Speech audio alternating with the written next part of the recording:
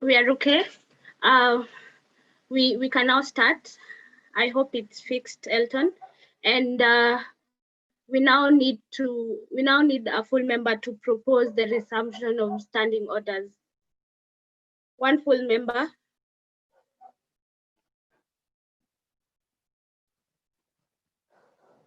To propose the resumption of standing orders. Can you guys hear me?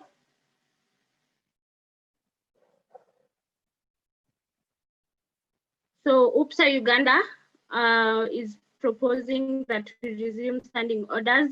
Someone to second? NAPSSL, will you second?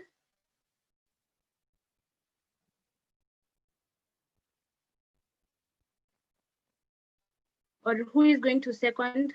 So NAPSSL has seconded, and therefore all that are against.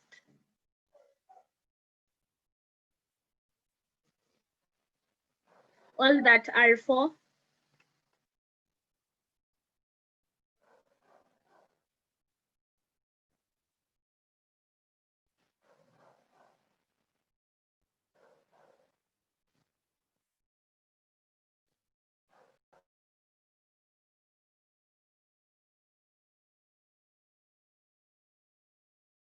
Mutesi, you can't vote. You're a member in association. So while counting, please don't count MUPSA Uganda. Can someone confirm how many votes we have for 4?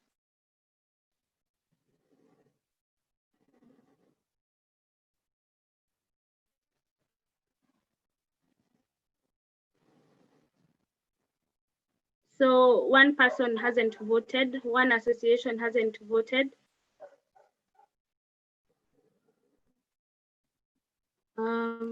So who hasn't voted for this? Ike, how many members do we have present in voting? 12? We have 12 members present and voting. Thank you. So who hasn't voted?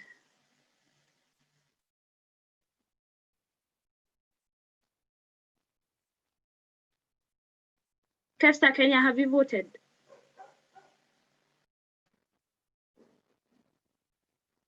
Oh yeah.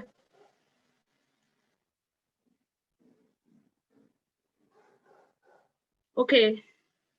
So 12. Thank you. So we've resumed standing orders, and we were discussing this. The 9th IPSF AfRO Regional Assembly accepts and adopts the IPSF AfRO Financial Report 2019-2020. So the speaking list, I'll display the financial report because that's where we were. And the speaking list had Ahmed, followed by Fode.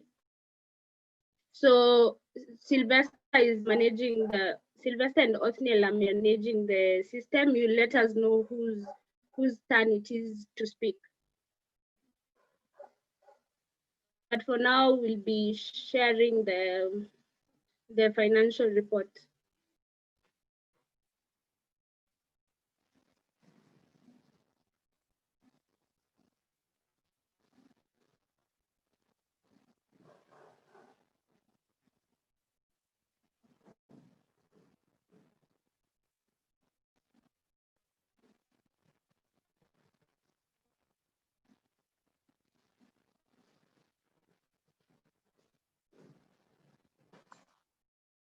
Technical, Mahmoud.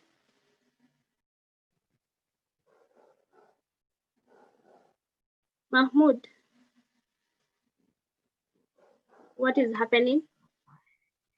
Okay, so I was just wondering whether you're still going to hand over the chairpersonship to Ike because you are the one presenting the report and you cannot chair the session. Yes, thank you. So thank you for reminding me. So I'll hand over the chair to Ike. And then Ike, we have Ahmed followed by that person. Sylvester, let us know. So Ike. Okay, thank you very much, Purity. now, as she said, we have resumed the standing orders. So on the speaking list, I will call on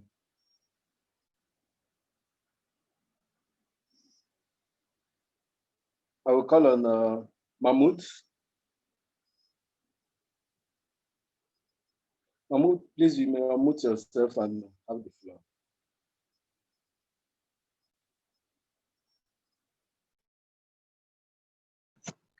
Okay, so this is Mahmoud Nakugova from Opsa, Uganda. I think my problem is sorted. I think we can continue with Ahmed. Thanks.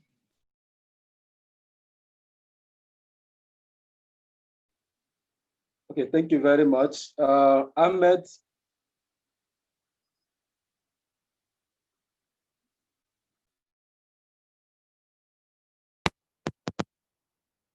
Excuse me. Rala, thank you. Sorry, Ahmed fans Nigeria. I, I, I, I would like you to come again with what you like me to talk about, please.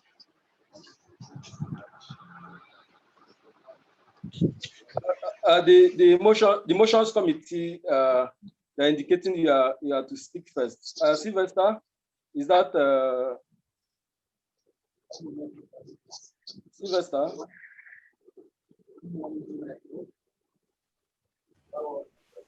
Sylvester, the motions committee.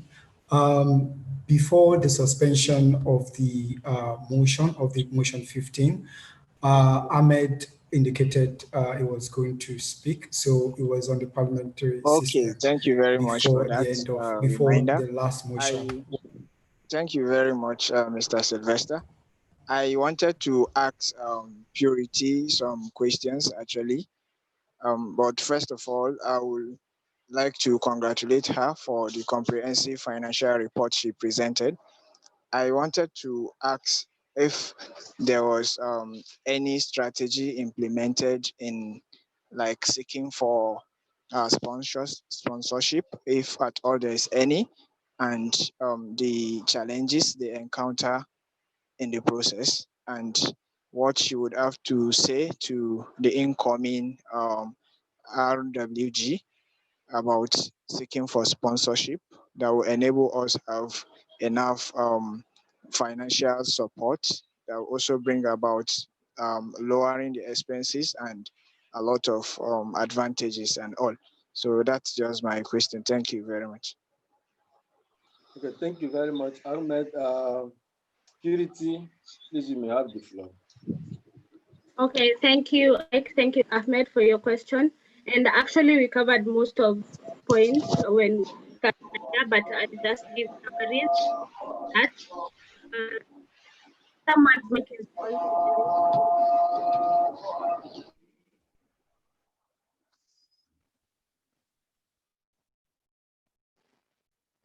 Yeah, thank you. So the strategies in place is that we approached partners that we thought we have common areas where we can collaborate on and work together on. And like Kiniso earlier said, it's very hard to look for sponsors when you're only doing online campaigns.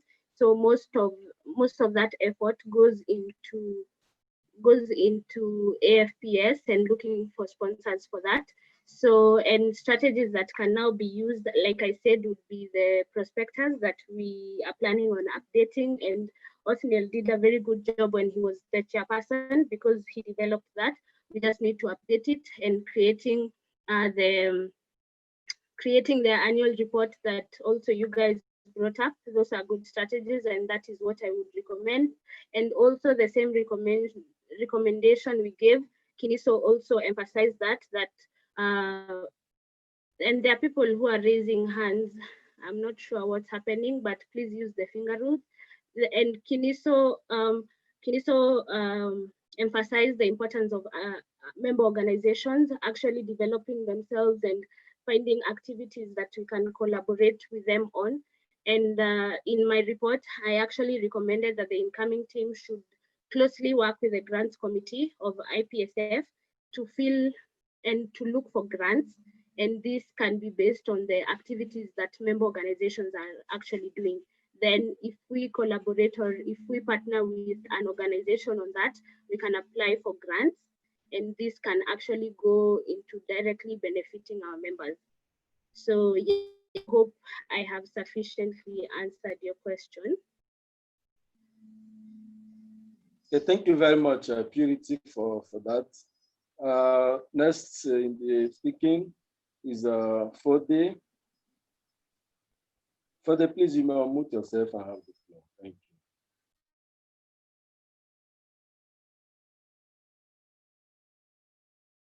Hello, can you hear me?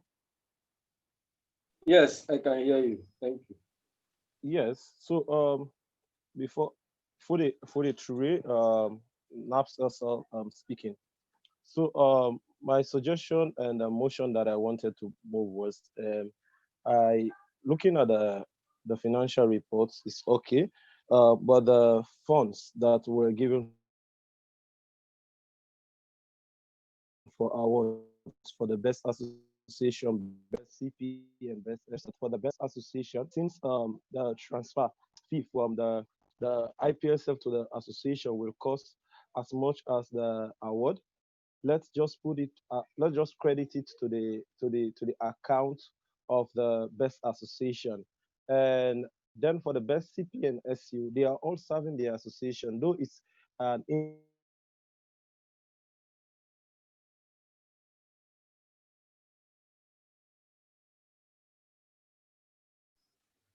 Fode, we can't hear you anymore. So Purity, I don't know, you can respond to the little you heard from individual award. But what we can do okay. what we can do. Hello. We Hello? lost you. We lost you. Hello. Yeah, Fode, we can hear you now, but we lost you some time Hello. ago. So, hello, can you hear us? Yes. So yes. In relation to the CP and SEO, what we can do now, we can still use the system to credit their accounts of their association, depending if they give a consent letter. So like the CP and the SUs, if you give a consent letter that the money should be credited to your associational account without no coerce, no force, then we can go ahead and do that. So that because it has already been budgeted for. But for the associational one, let it be credited to the association since it has been budgeted for. Thank you very much. Okay, thank you very much, Fode, for that submission. So, Purity, do you have any comments with that regards? Okay, thank you. So yeah, I actually agree with the association award, but I would still discourage having the individual awards and making the people that are going to win this still do that, because they might not want to, they might want to enjoy the award if they were to get it. And it's very difficult to draw the line between coercion and actually them volunteering to use these funds. So if I were to advise, I'd advise that we stick to the member organization award and wait for the best CP and SEO award next year. But if the regional assembly is convinced that that is the best way to go, then you can still put the motion forward. Just talk to the motions committee. Thank you. Okay, thank you very much, Purity. Okay, Kuniso comment drops. Okay. Then Emmanuel, are you okay now? Emmanuel. Okay, I think we don't have any more speaking. Motions committee, do we still have any pending? Sylvester?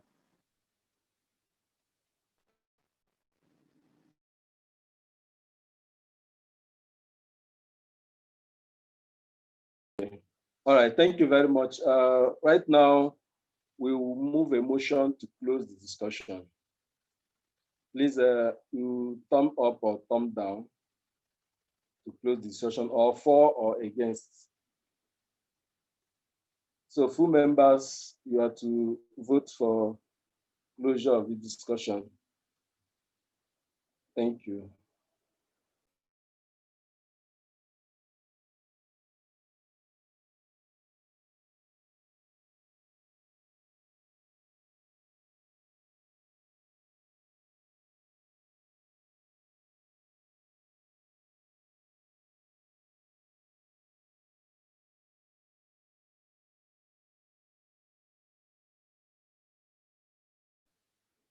All right, so motions committee, how many?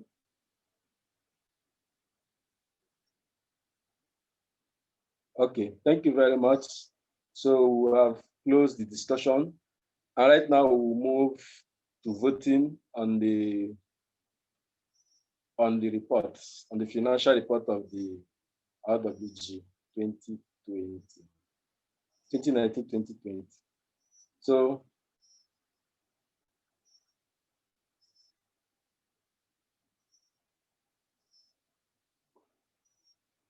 I would also like the full members to vote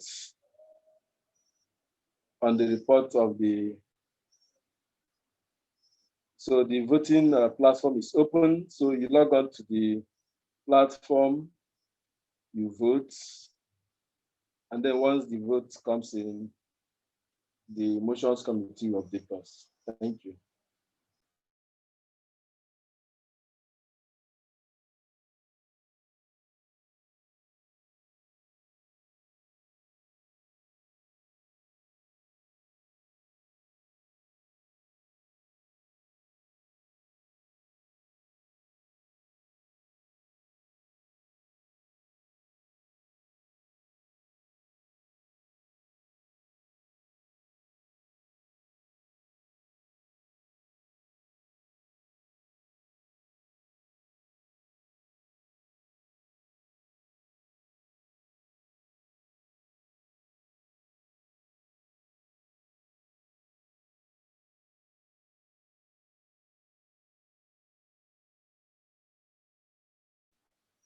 So how many remaining? Please, full members, get on board and vote, please. Okay, now I voted already. So we have 3 left.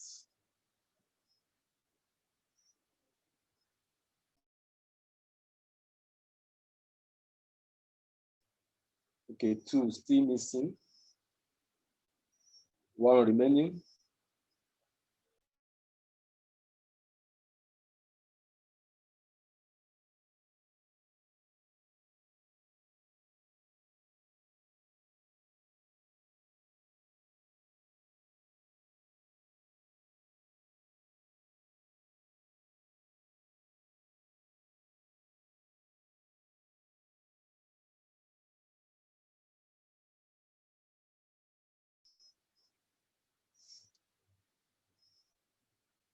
One still left. Please, full members, try and vote as quickly as possible so we can proceed. Thank you.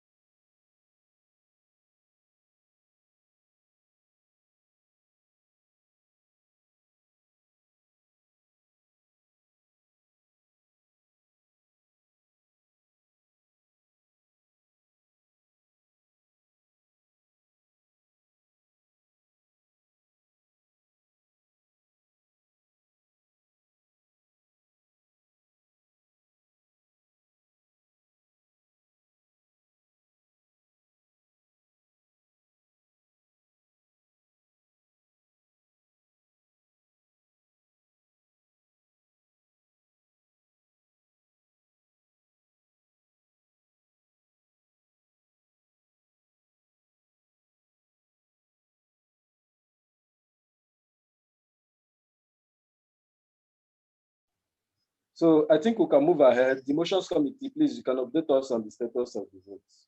Thank you. Okay, TAPSA. All right, thank you. Thank you very much. All right, thank you very much, motions committee. We can now have the results, please. Thank you.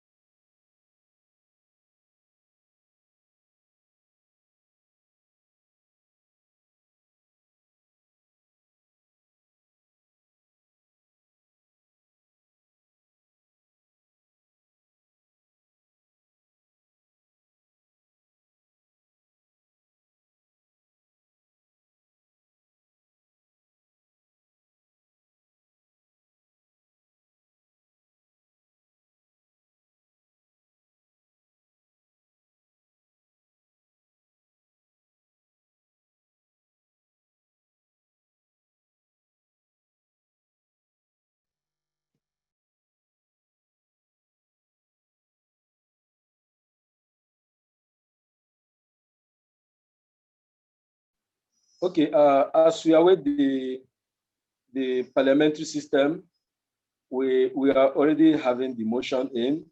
We have 2 for, 0 against, and 0 absent. So that means the motion is carried unanimously. So can we now give a big clap? So the parliamentary system will come up soon, but the result is already announced. So the motions committee, please, can you update the motion, the system? Thank you. So Purity, congratulations to you and the RWG for a successful, good financial report. So at this point, as we await the motions, the parliamentary system to be up, we may now proceed further. So I will kindly hand over the floor back to you. So motions committee, please try and put up the parliamentary system for the members to see. Thank you. So Purity, you have back the floor. Thank you. Thank you, Ike, but you'll actually still have the floor so that I can present the next item. Okay, thank you very much.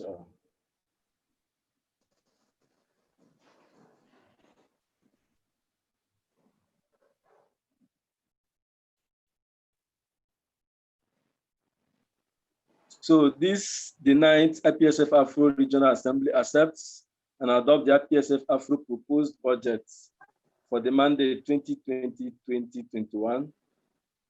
So motions committee, please update the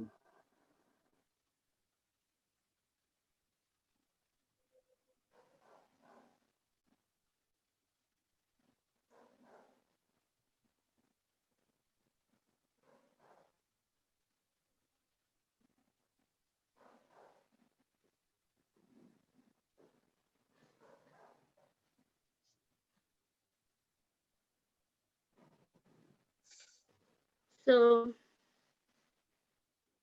you have the floor. Yes, yes, you have the floor back. No, you can go ahead with the presentation, please. Thank you. Okay, so this is the proposed budget for the next financial year, starting from January 2021 to 2021 to December 2021.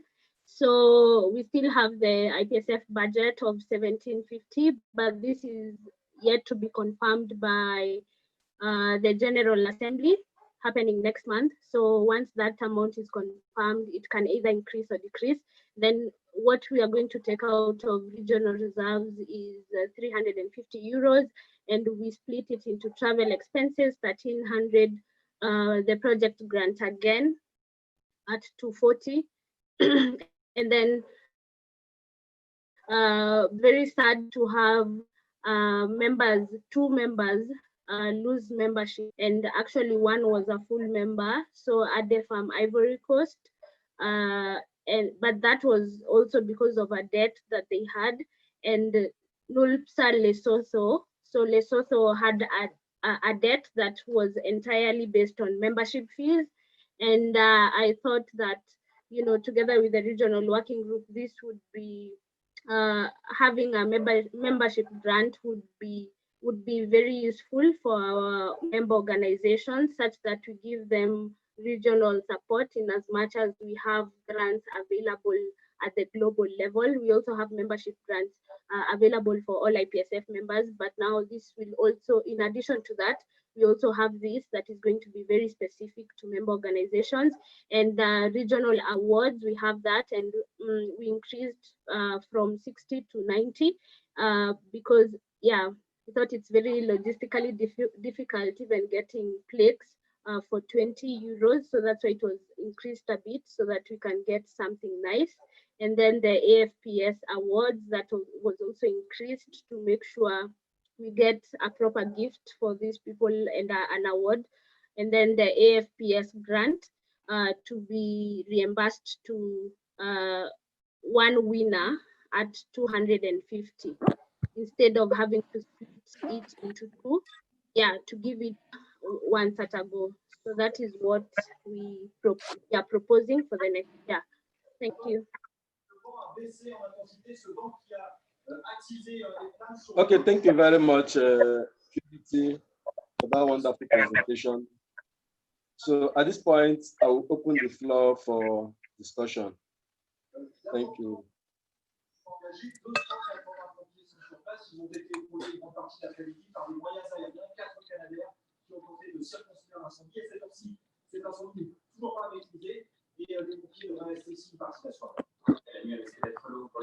Merci beaucoup, Olivier. On reprendra demain si l'actualité de ce service. Tout de suite, 20h30. Hello.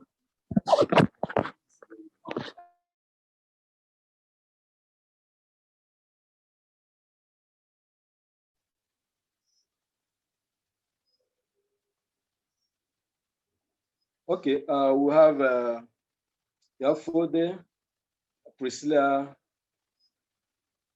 Yeah, Fode, please, you have the floor. Thank you.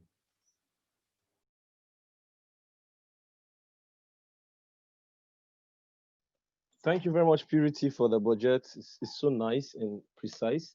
Correct me if I'm wrong, please, or enlighten me. AfRO is hosting TDC this year.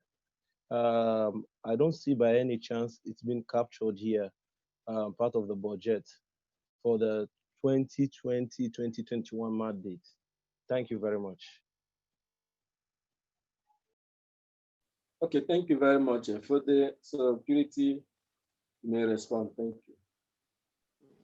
Okay, thank you. Yes, it has not been captured here because I think there are many other opportunities where that TDC can actually get financial support from. And an example is the project grant. So if the team that will be organizing the TDC is able to prepare a very good project grant application, that it might be considered when these funds are being allocated.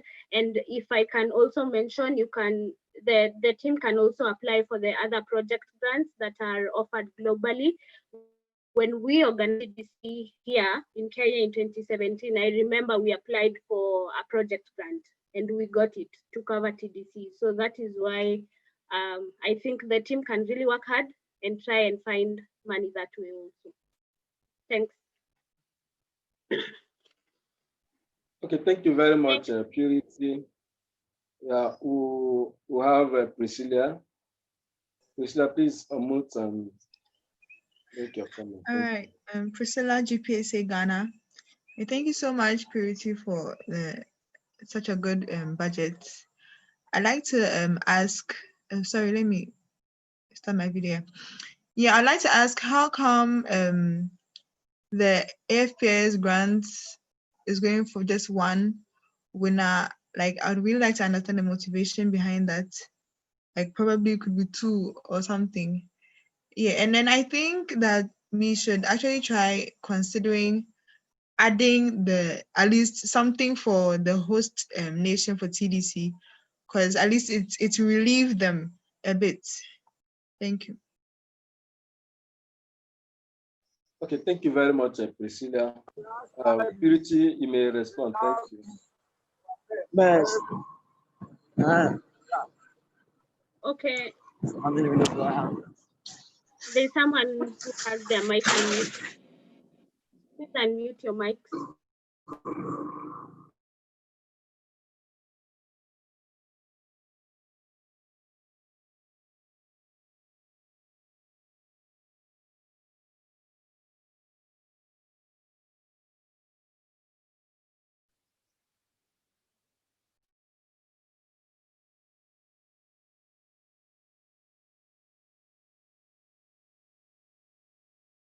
Hello, Purity, we can't hear you. Oh, sorry. Thank you. Thank you. Sorry. So, if I just wanted a clarification, is Priscilla asking for more clarification on why we have one winner for the AFPS grant? Okay. So this is based from the previous experience where we split the money, and this is also additional transfer fees, and sometimes you know, we think that having one grant fully covering for one person is actually more beneficial for that individual.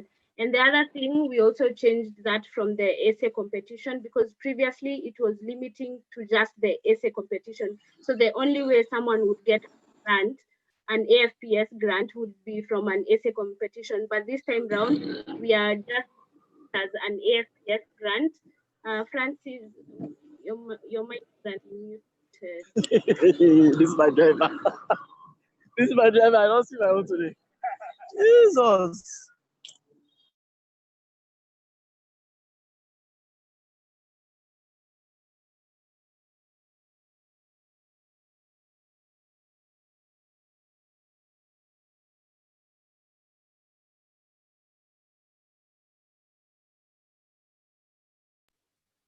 Purity, we can't hear you. Hello, Purity, we can't hear you. Oh, sorry. Thank you. So yes, so for the AFPS grant, it's now just an AFPS grant, and the regional working group can modify it whichever way they want. It can be a competition. It can be, you know, just an application itself where where the regional working group calls for for applications. So it's not limiting. And for the TDC, this is the money we have from the income. So if we are to allocate something, you also have to suggest what we need to remove or replace that with, so that we can accommodate the TDC money. We are working with the money that has been approved from Global, and as at now, as per this recommendation, it's at 2100. So unless we replace something here or we reduce the regional working group travel expenses and add TDC, then that's the only way we can be able to add some things. Yeah, thank you. Okay, thank you very much, Purity. Direct Isaac GPSA Ghana. Isaac GPSA Ghana. I think I agree with Purity on that front. And especially because if we're giving the host nation for TDC money, then we are also supposed to consider giving the host nation for AFPS money as well. And that wouldn't be fair, because per the memoranda of understanding that we have for all our host organizations for such events, they're supposed to foot the bills solely from registration fees and sponsorship. So I think it will be counterproductive if we're giving just to TDC and then we leave AFPS host hanging. Thank you. Okay, thank you very much, Isaac. Okay, Kiniso.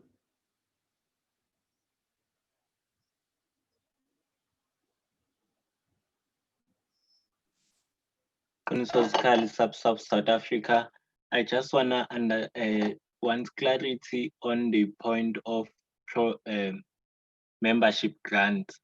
I understand that we lost 2 memberships due to membership fees not being paid this year. Hence, we need to be providing regional support. What was the cause of those 2 members failing to pay for the membership grant? Is it because they do not have members who are affiliating, or the members are low, or what was the cause? And secondly, what's gonna be the criteria for giving the membership grant? Because I see that we have a fixed figure that is 100.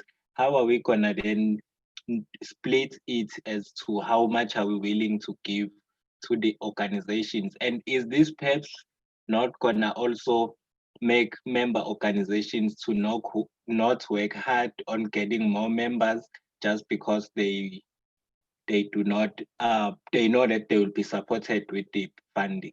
Thank you. Okay, thank you very much, Kiniso Sapensel. Purity, please, you may have the floor to comment. Okay.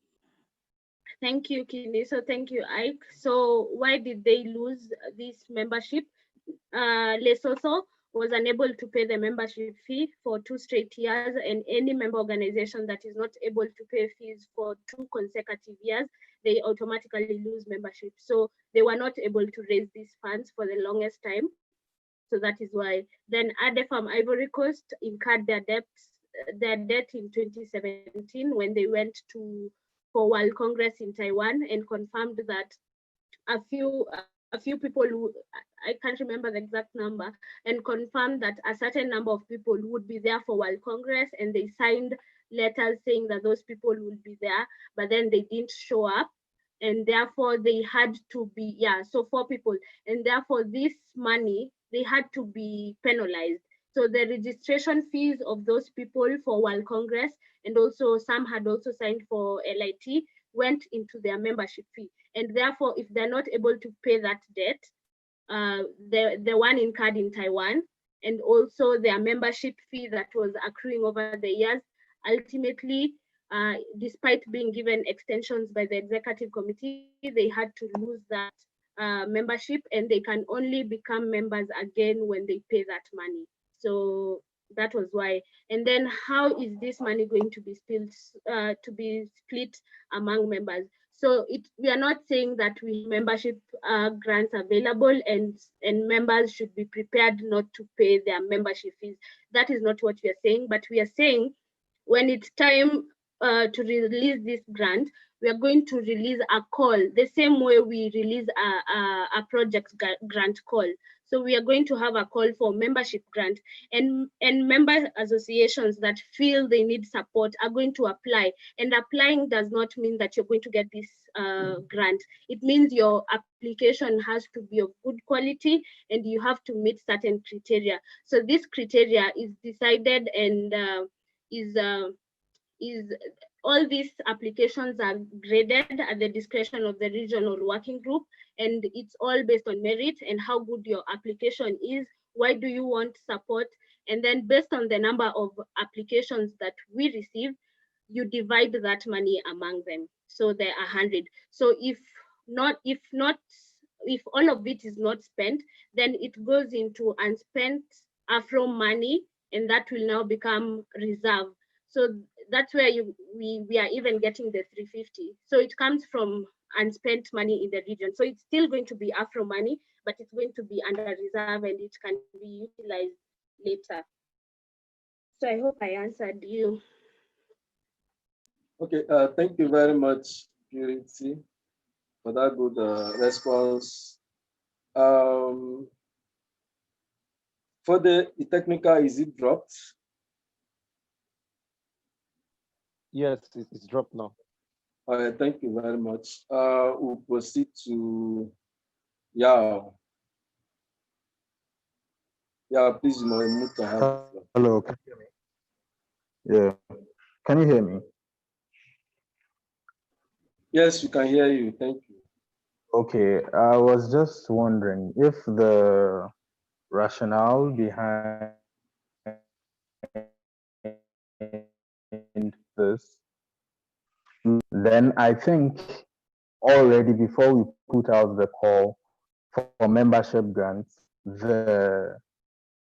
it's going to become biased in a way because now the RWG will be more compassionate towards those who are owing.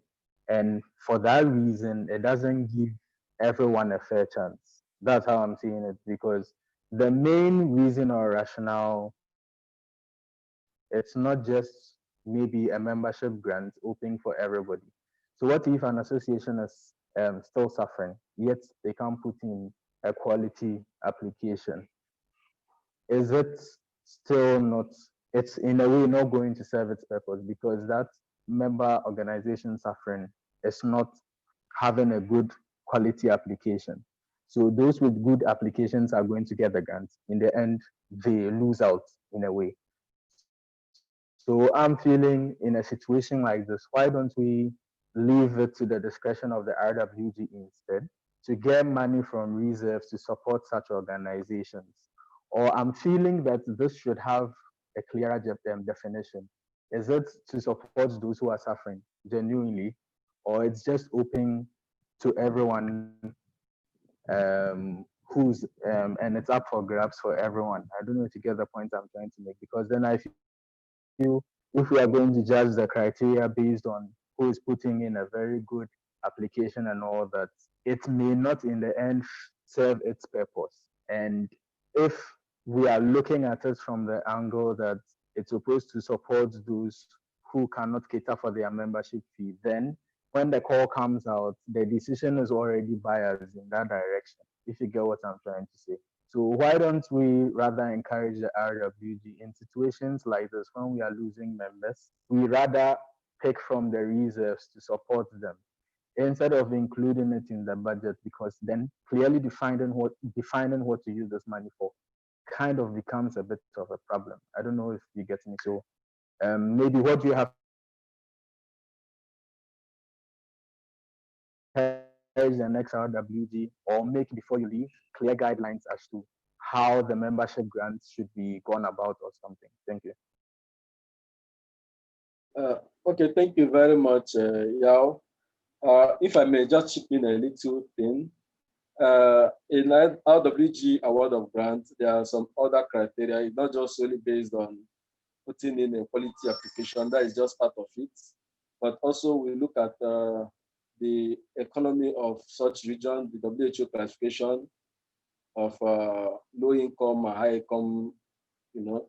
So there are a whole lot of things that's being considered by RWG before we arrive at marking and then awarding grants. But I will still leave it to Purity to respond. Thank you.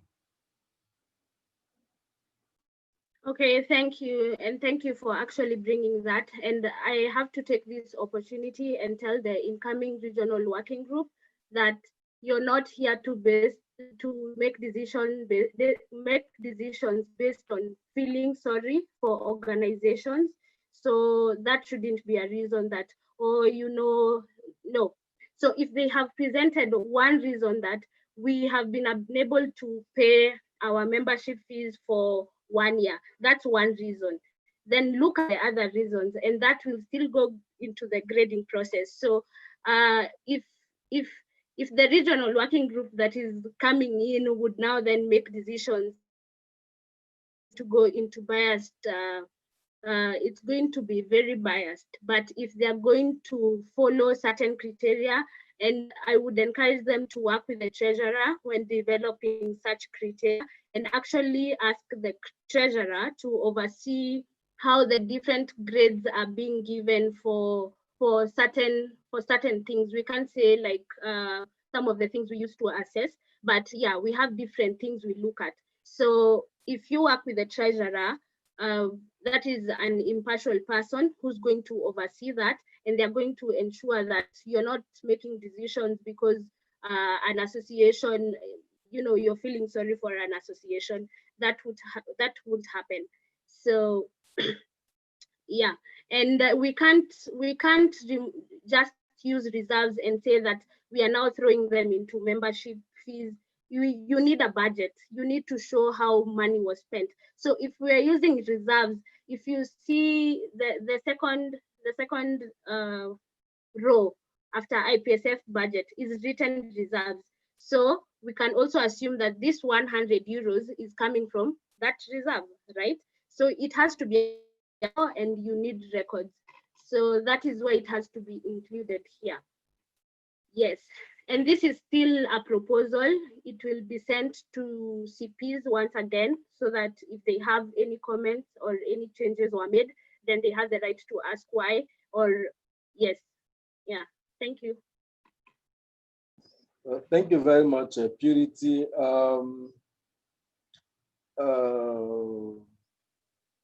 Kilistos AfRO. South Africa. Thank you. I think what I wanted to ask is based on what both of you have just alluded to. I know that with the membership, with the project grants, there's already a criteria that is there. So with the membership grant, I would suggest then that there should be a criteria that will be developed and published to the CPs for comments before it is adopted. We cannot just say we are leaving this to the discretion of the regional working group, it will serve best, I think, for everyone if we see the criteria and we also have input as member states of that criteria rather than leaving it for the RWG. That is my understanding, that we do not have the criteria at the moment, just as we do with the project. Thank you. Okay, thank you very much, Kiniso, for the suggestion. So Purity, you may comment. Thank you. Yeah, so and an approach to ensure that is that the same way that project grants globally have a criteria within that different portfolios award them for, even membership grant, remember it is also offered globally. So it's just a matter of asking the treasurer to give you that, the same criteria that has been used for that, and just adapt it to the regional office. That would be the easiest way to go. So yes.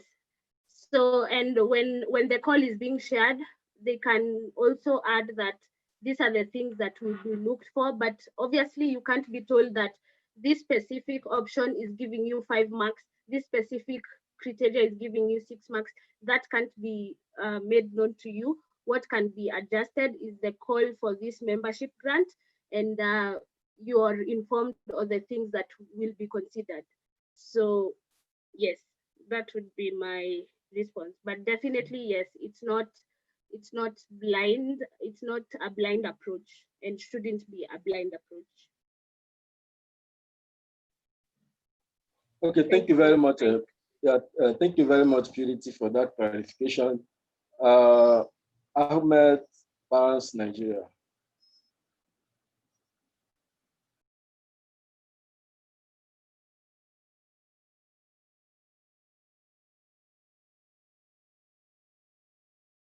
Ahmed Barnes, Nigeria. Yeah, thank you, Ike. I just needed Ahmed Pans, Nigeria. Sorry, I just needed some clarification on the budget, the proposed budget, particularly the AFPS grant. I saw that the AFPS grant is 250 euros, and it is meant for reimbursement of AFPS registration fee for one winner. I do not understand this point. Does it mean that only one person is entitled to the reimbursement of AFPS registration fee? I need clarification on that, please. Thank you.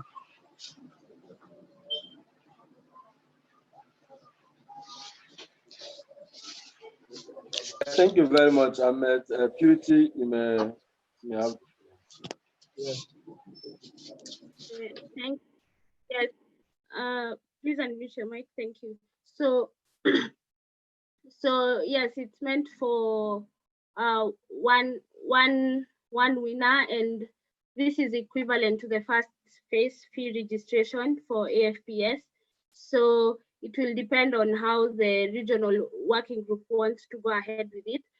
We've been doing essay competitions where essays are written, and then they are graded, and then the winners are announced and they get this fee. So sometimes it is also split into two, 125 in this case, 125 euros for one person and 125 euros for another person.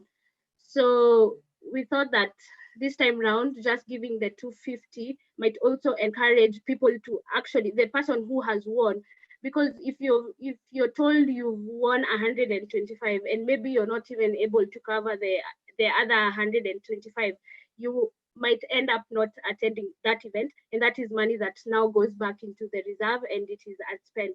So we hope that this full amount would now then encourage the person who wins this, depending on the approach that the regional working group uses, either an essay competition, it can be that, or an innovative competition. So they're free to decide how it would go. If it's not a competition, they are also free to come up with an application that is similar to the global grant, because also globally we always have one one award first registration fee for the AFPS, and it's not guaranteed that you'll get the entire 250. It depends on how many people apply. So yes, so they can also get that application and tailor it such that it fits the region and release that, then find one person. But if there are too many good applications, it might have to be split into two. But for now, because we still need a direction and you still have to prepare a budget, you have to put something together. If the applications are too good, then we can split this into 125 and 125. It will depend on the applications that are received. But for now, it's written for one winner because it seems that is more feasible at this moment. But this is just a proposal. The incoming regional working group has to discuss now the final report so that they can share a report like the one I just shared. They have to prepare now, yes, a budget that is now going to be the acting budget. Yes, and they can adjust things. And then that budget has to be sent back to CPs to approve if it aligns to this proposed budget, or if there are things they need to change, they need to remove, or any adjustments that need to be made. I hope I've answered that question sufficiently, Ahmed. So, all right, thank you very much, Purity, for that clarification. Okay, Yao, GPSA Ghana.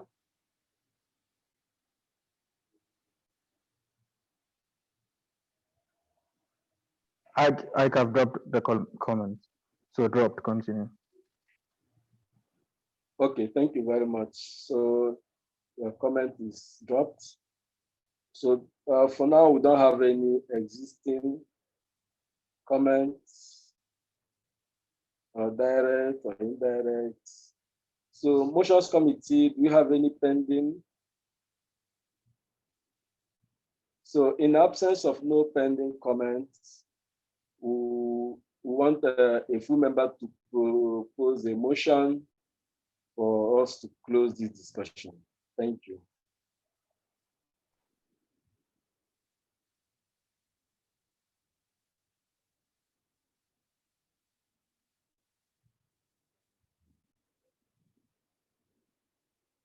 Okay, GPSA Ghana. So we need a seconder. UPSA Uganda. Thank you. So right now we've closed the discussion. We'll proceed to voting on the reports. So the motions committee, please open the floor for voting.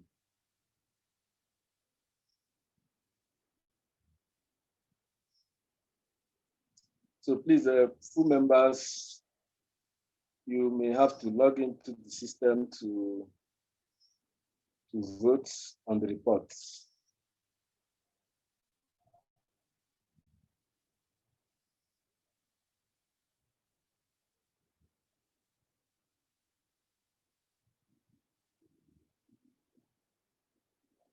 So as they vote, motions committee, please kindly update us on the status. Thank you.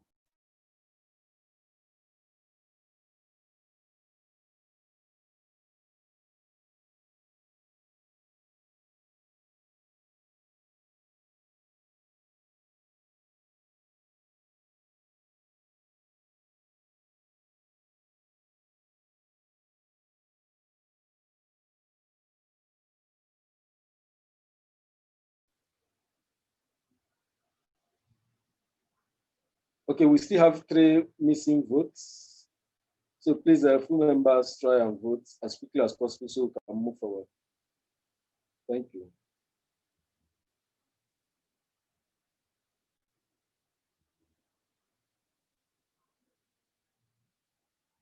Okay, one still left.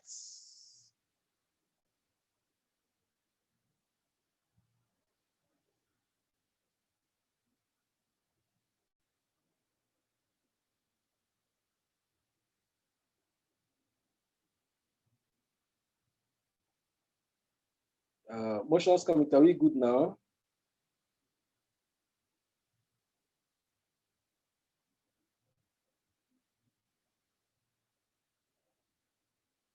All right, thank you very much. Now you may display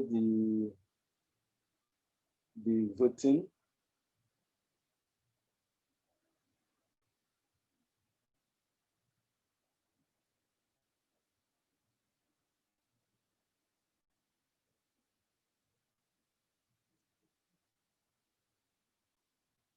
All right, thank you very much. So this denied IPSF AfRO Regional Assembly accepts and adopts the IPSF AfRO proposed budget for the mandate 2020-2021.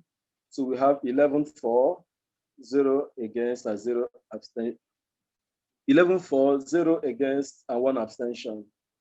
So thank you very much for the votes. Right now, I want to congratulate Purity and the entire WG for successful budget proposals. Right now, I would like to hand over the floor back to Purity. Thank you.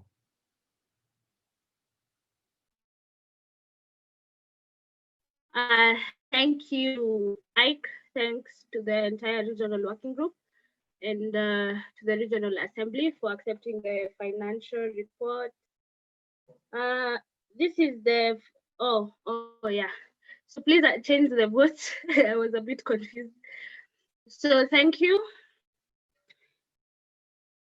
Yes, so CPs now, and I think the CPs now will speak on your behalf as far as matter budget concerned when it's sent to them, when the final budget is sent to them for review. So yes. So if you need to remind them of anything discussed here, please do, or if you need to suggest a new change to that before it's made final, please do. Thank you. So we'll go to the next motion. So if I can give a motivation to this, we still don't have this made available to us, and we sent a reminder today. Let me see if we got any response.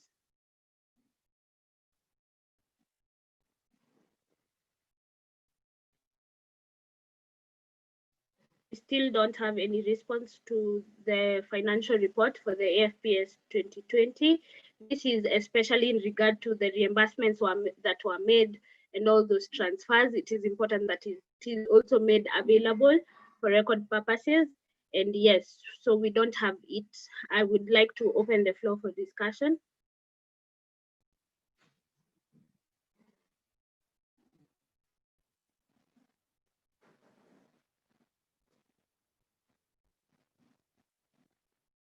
So this should be presented by Tabang Owen from SAPSIF South Africa.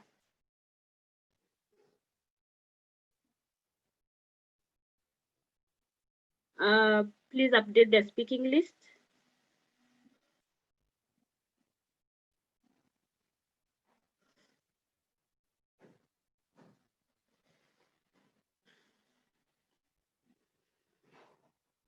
So unfortunately, you can't raise hands. Please stop using that sign because it's not a finger rule that we are using for this specific assembly. So we are not recognizing any raised hands. So if you have something to say, type it on the chat box, an I or a double I followed by your number.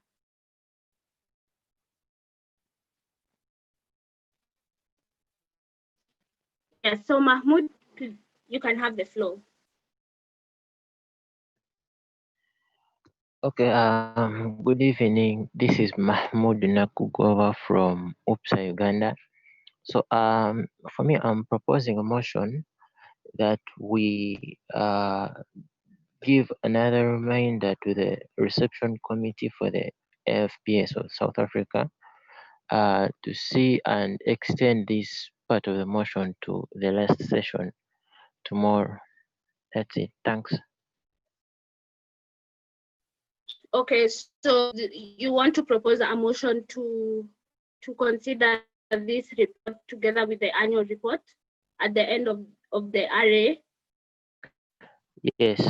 Okay. So Tabang will be informed of that. And I need a seconder for that.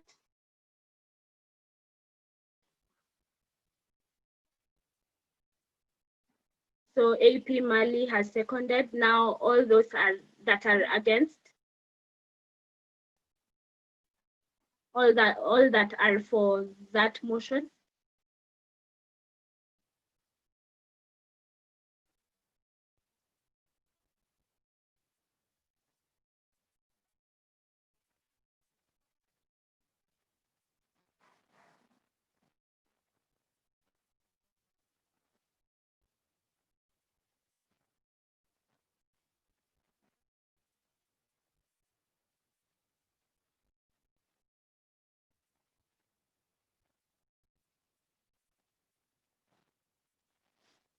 How many fours do we have?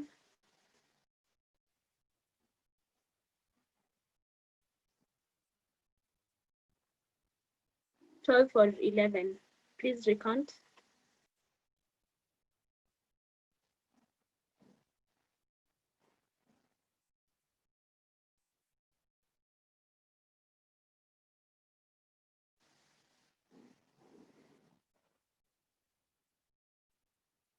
So one person needs to vote.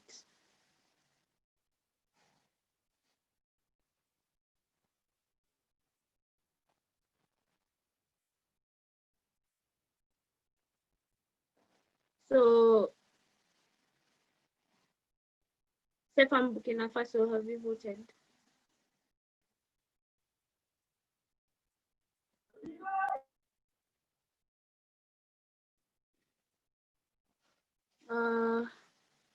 So we'll have to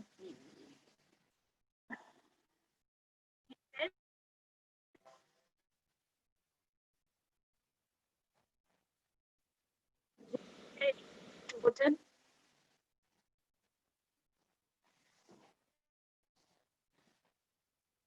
Thank you. So we will consider this at the end of the Regional Assembly. Thank you. So the next motion, please.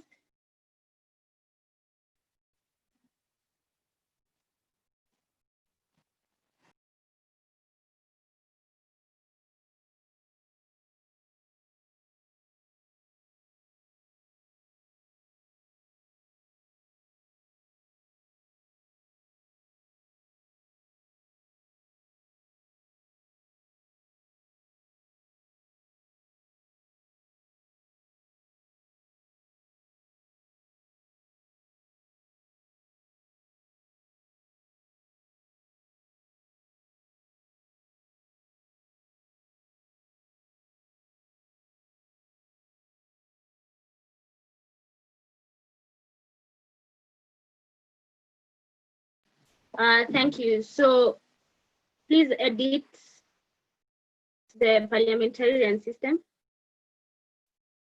Thank you. So this, the 9th IPSF AfRO Regional Assembly accepts and adopts the IPSF AfRO resolution on falsified and substandard medicines in Africa. So this is available in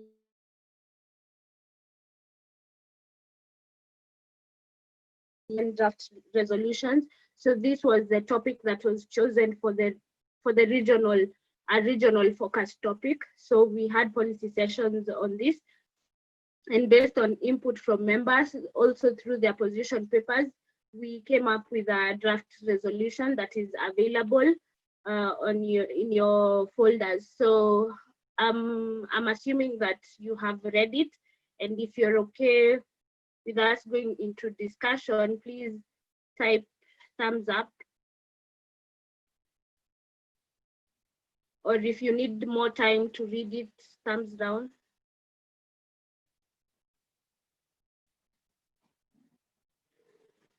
So how are the rest feeling? Okay.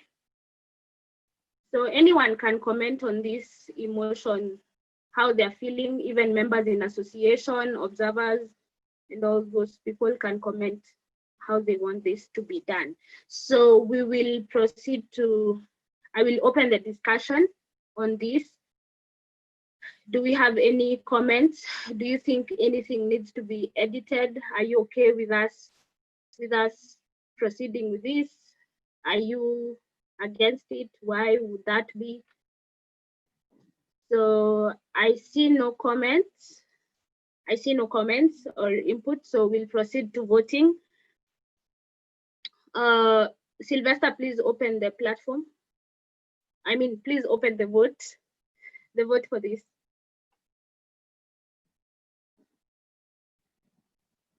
Let us know when it's open, please.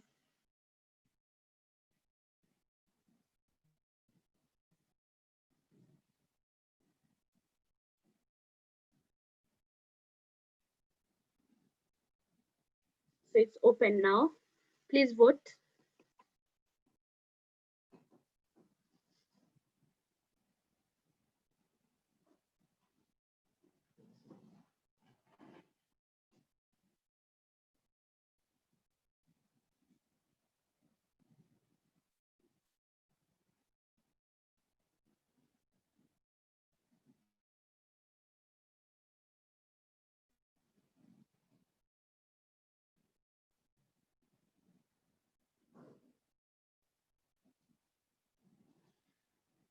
So we are missing 2 people. Please cooperate.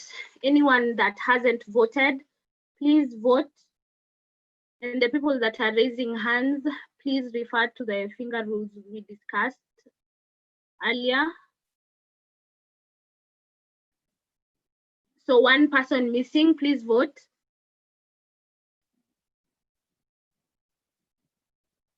Just check your voting system.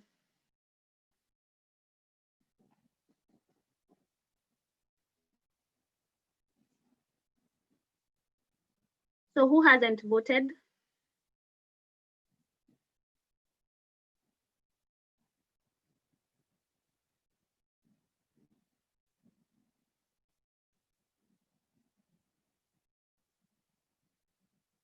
Tapiwa, please vote.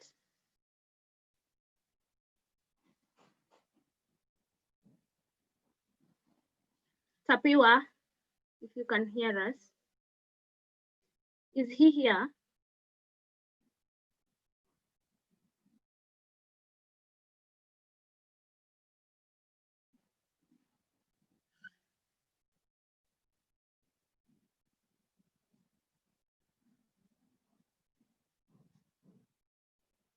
Someone please confirm whether Tapiwa ZPSA Zimbabwe is here.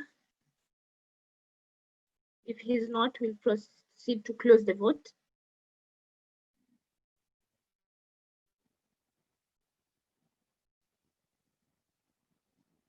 Thank you. So, Sylvester.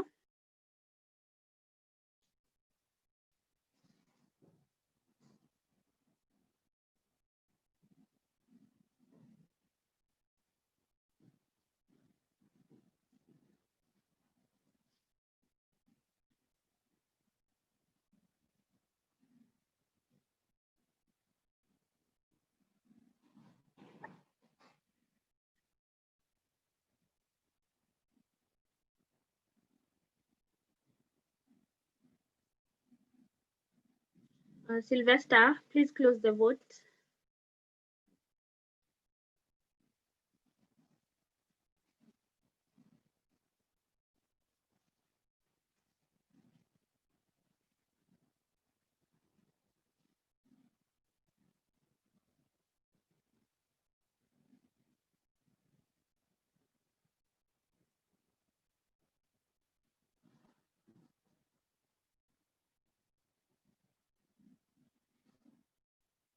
Sylvester, are we okay?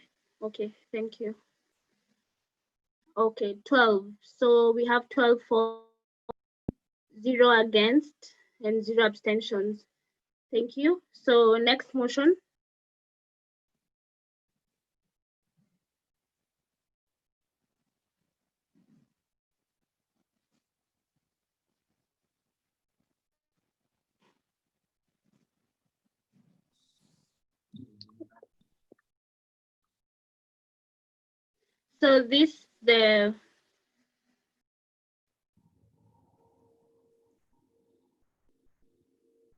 So So this, the 9th IPSF AfRO Regional Assembly accepts and adopts the IPSF AfRO resolution on pharmacists' role in combating antimicrobial resistance, dispelling myths, and increasing its awareness. So the same is available in the same folder that you found the other draft resolution.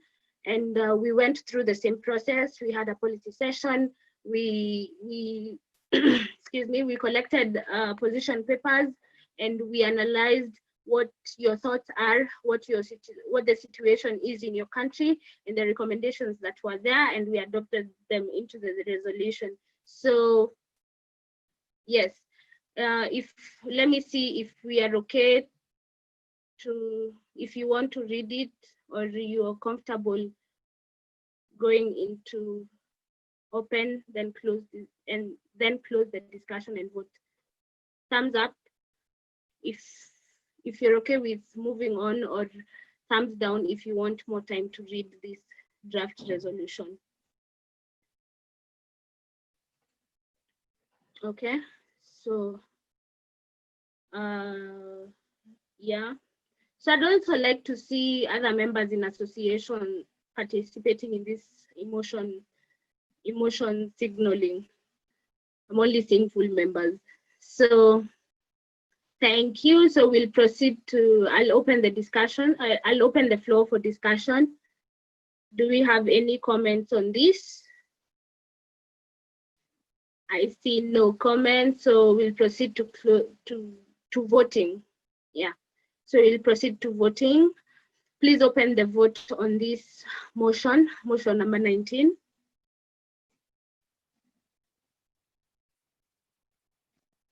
Let us know when it's open, please.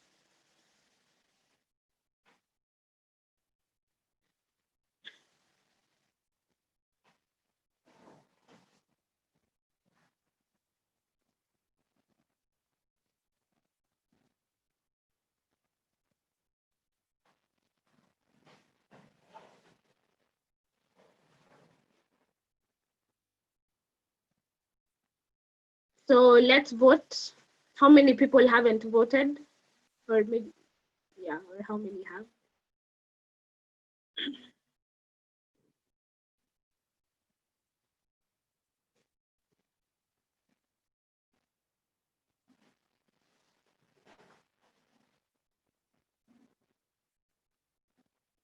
Four people haven't voted.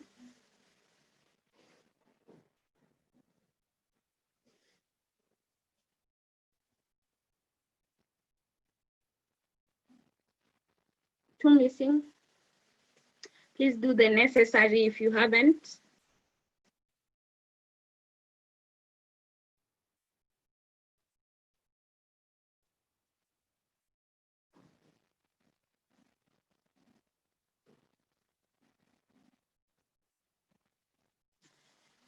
TAPSA Tanzania, PANS Nigeria, please vote.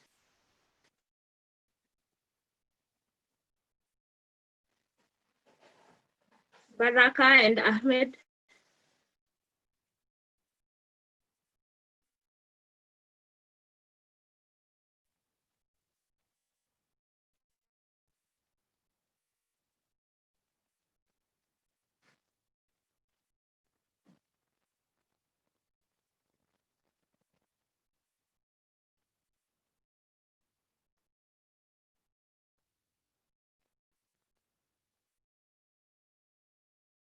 Have they voted?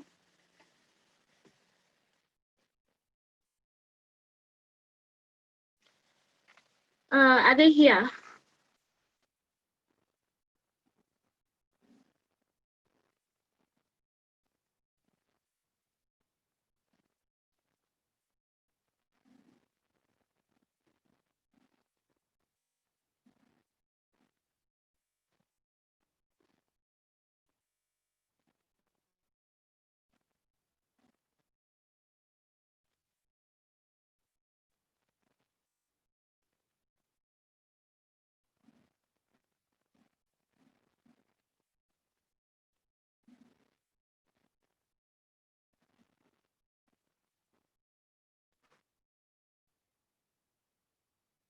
So I can't see them.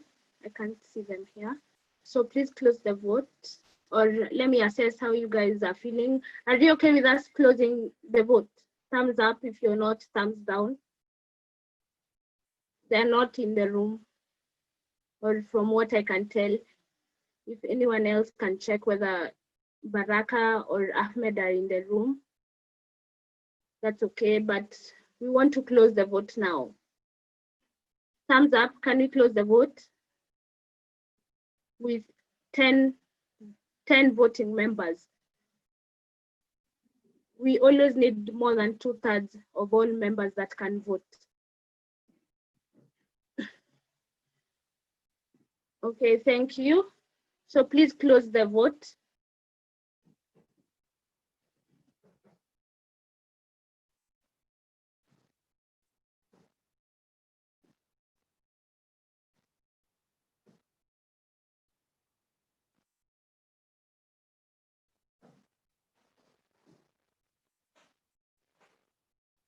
Kiniso?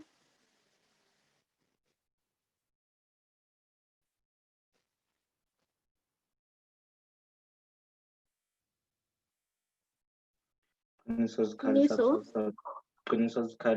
South Africa, I would like to propose a motion that if during the voting session there are certain members who didn't vote, they should be considered as having left the session, and as such, their voting rights should be revoked until the next session. Thank you. Okay, so there is a motion. Okay, let us finish this first, then we discuss that. So we have 10 for, 0 against, 0 abstentions. So this motion passes. Thank you. So if I can now bring up the motion that Kiniso raised, that if a member is not present, then we will consider them as absent in the room, and their voting rights will be revoked for the entire session until the next roll call. That is right, Kiniso?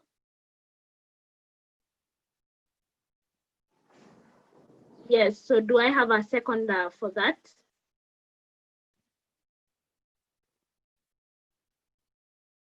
Yeah.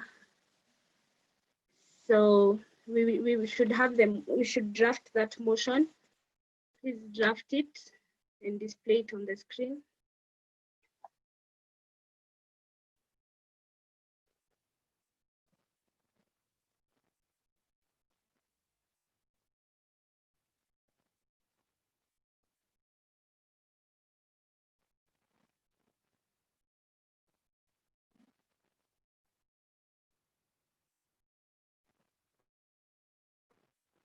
So the motions committee will help us with this.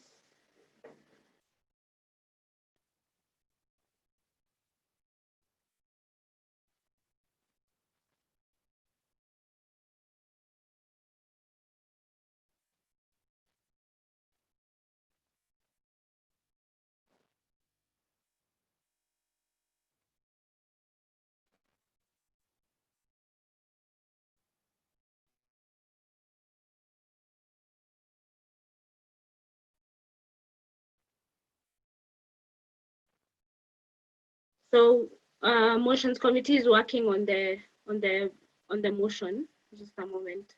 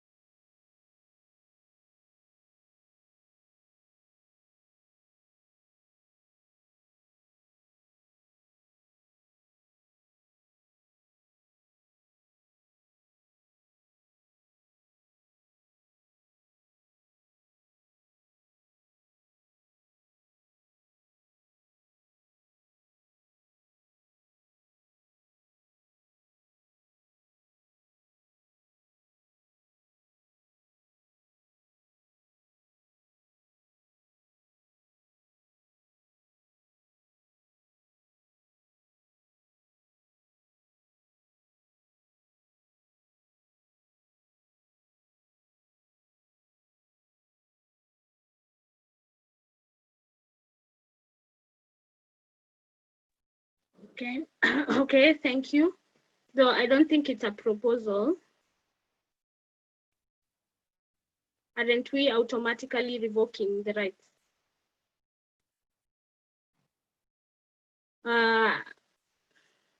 Okay, so let me just assess.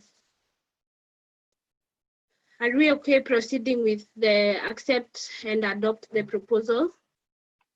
Thumbs up, if that's okay, or actually this, or we would like to discuss and amend it.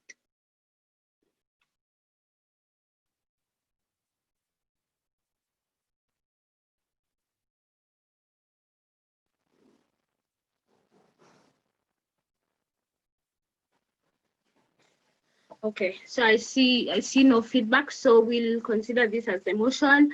I open the floor for discussion. And please edit the votes. These votes are not for this motion. So I open the floor for discussion. And we also need to prepare this vote.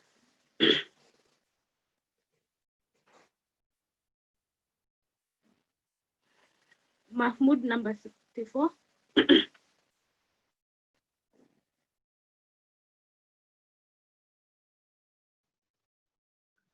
Okay, so this is Mahmoud Nakukova from UPSA, Uganda. I think this motion should be a bit edited, because just in case the network issues and someone misses out on voting, and just for maybe just few, like 5 minutes, and someone loses voting rights. I would propose, if an association doesn't vote for something like 2 consecutive times or 3 consecutive times, that's when we should revoke their rights. But other than that, we should leave them in case they miss voting only once. That's my point.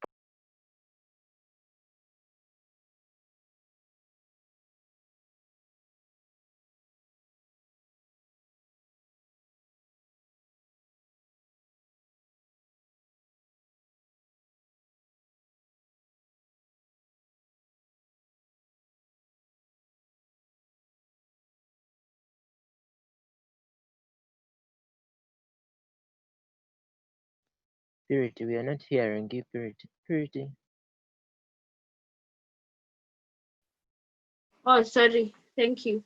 So this is an amendment to the motion, and you need to give the specific amendments that you want so that we actually record that, and then we need to assess whether the proposer and the seconder accept that amendment, then we vote for that. So please be specific about the amendment. Okay, so to be specific, according to the motion I have on the screen, this is the 9th IPSF AfRO General Assembly. Accept or revoke the voting rights of a full member not present during voting until the next roll call. I would like to amend and make it that this is the 9th IPSF AfRO Regional Assembly. Accept to revoke the voting rights of a full member not present 2 consecutive times during voting until the next roll call. Thanks. Okay, so Othniel, did you get that?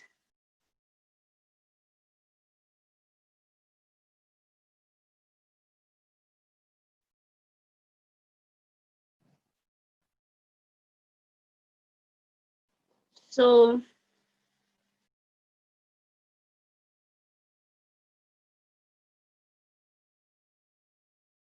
Mahmoud, is that okay?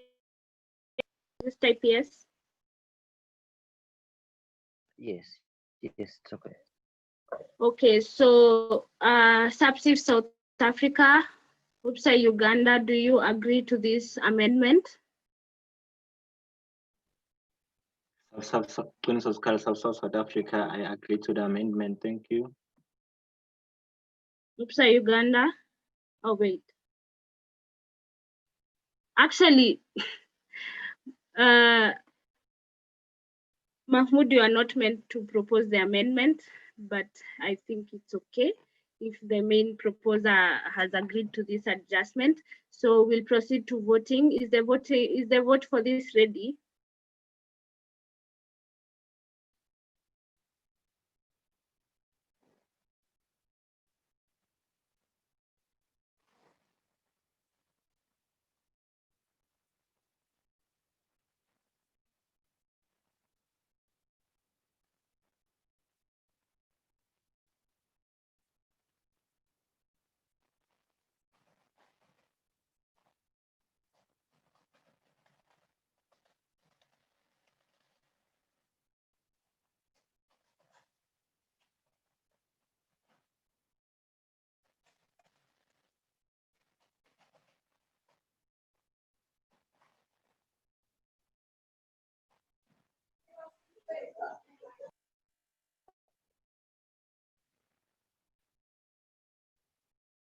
So the vote is being prepared.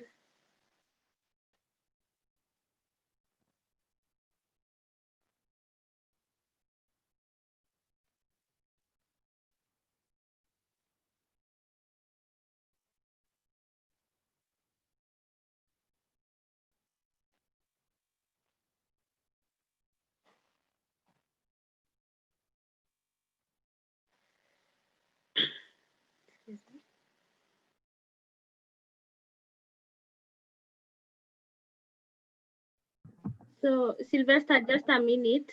Please confirm that you have ticked IPSF AfRO full members. You have ticked that specific voting list. Just a moment. Okay, thank you. So please proceed to voting.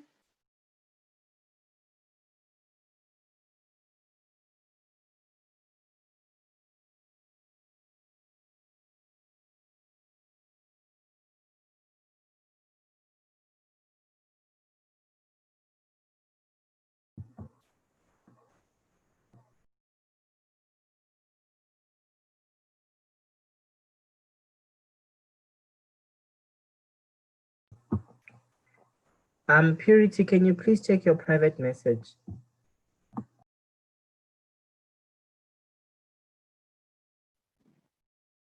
Okay.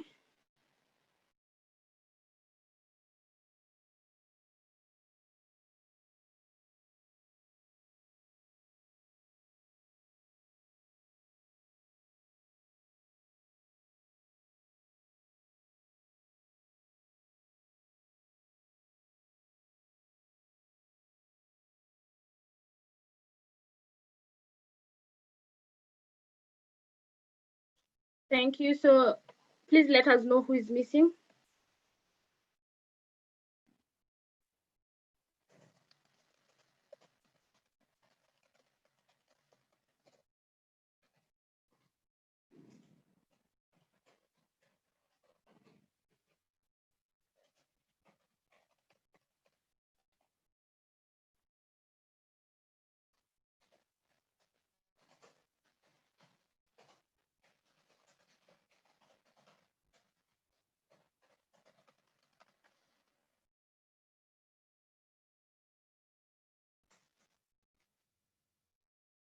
So one person is missing.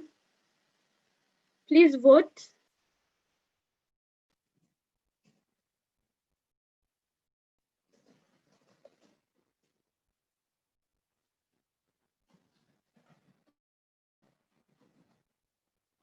Okay, thank you.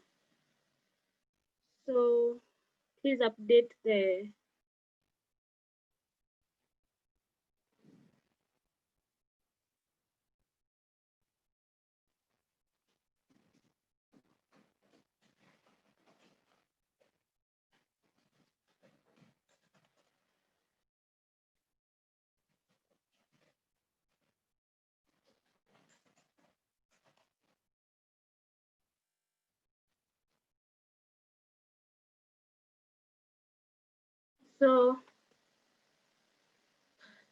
so has it been updated accordingly? Cinemenma, Sylvester. Okay, thank you. So So this motion will be in effect as from now. So if you're not present for voting for 2 consecutive times, then we will revoke your voting rights until the next roll call. That is until the next session. Thank you. So let's move on to the next motion.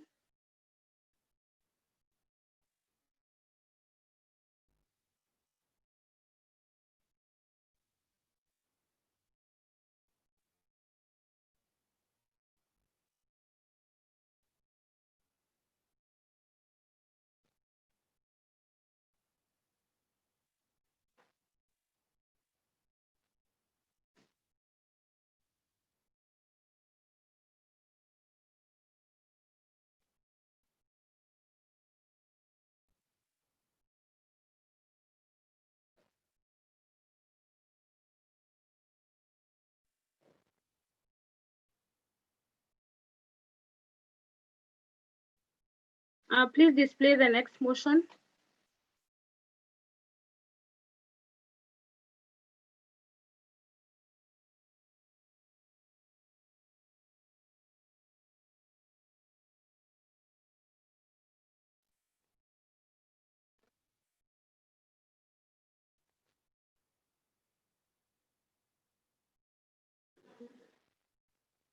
So the next motion is this: the 9th IPSF AfRO Regional Assembly accepts excuse me, and adopts the report of the IPSF AfRO chairperson of the reception committee for the upcoming AFPS, and that is Mr. Musa, and co-opts Mr. Musa Fofana to the regional working group 2020-2021. So the report is available, but on the RA folder, but I'm going to give him 3 minutes, exactly 3 minutes, to motivate his report. Musa?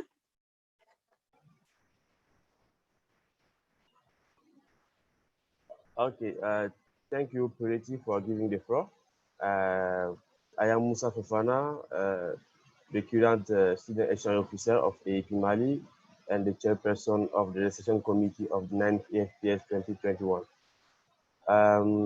Today, I have the honor on behalf of my committee to present our report on the organization of the next AfRO Symposium. And as you know all, the symposium has 2 parts: LIT, Main Symposium, and PST. And so far, we have talked carefully before making the proposal dates. And currently, you can see in our report, we have do a proposal date for the LIT, for the Main Symposium, and for the PST.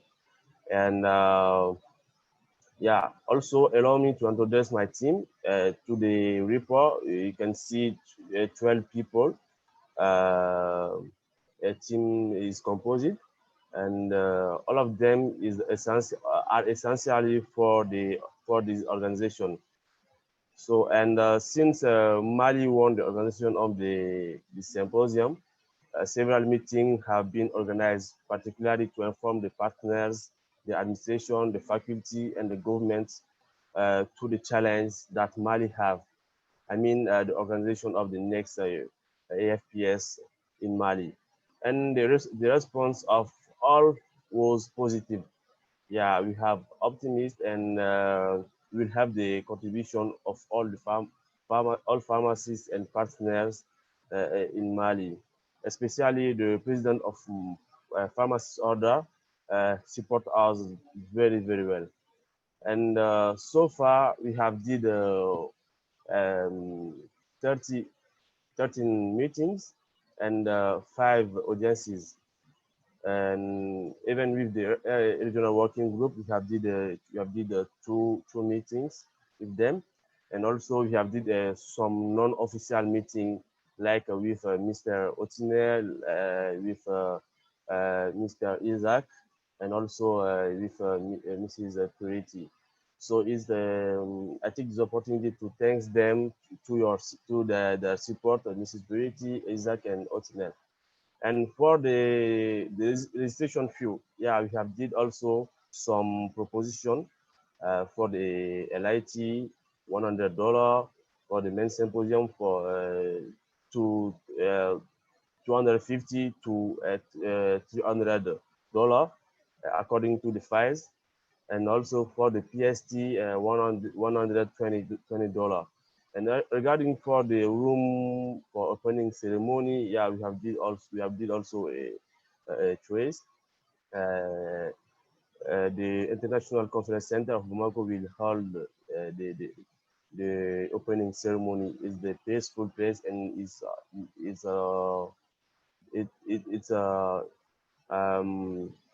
in the main of Bamako. And concerning the hotel, yeah, that is the current challenges we have. We have discussed with a pharmacist, the president of pharmacist order, and he proposed us to find a partnership with the government, and like that we can find a hotel easily and at the reduced cost. But so far, we have two propositions according to the hotel. You can find also to the report. And for the execution, also we have chosen 3 places: National Park of Mali, that is also the peaceful place; National Museum, according to the history of Mali. You know, Mali is the greatest country, rich to the history, and also a nice place. We call them Africa Tour in Mali. But also to this place, we are going to set up a system so that you can visit the country very well. And about the LIT, yeah, the LIT will be held within the faculty. We have large rooms that can accommodate the LIT. So it's very important for us to introduce you to our faculty of pharmacy. Okay. Musa, time past okay. 3 minutes. Okay, I Yes. will conclude. Okay. Like any job, there are a point of difficulty and Musa, you're done. You can't continue. We are done with the 3 minutes. I'm sorry. Okay, thank you, Pretty. Yes.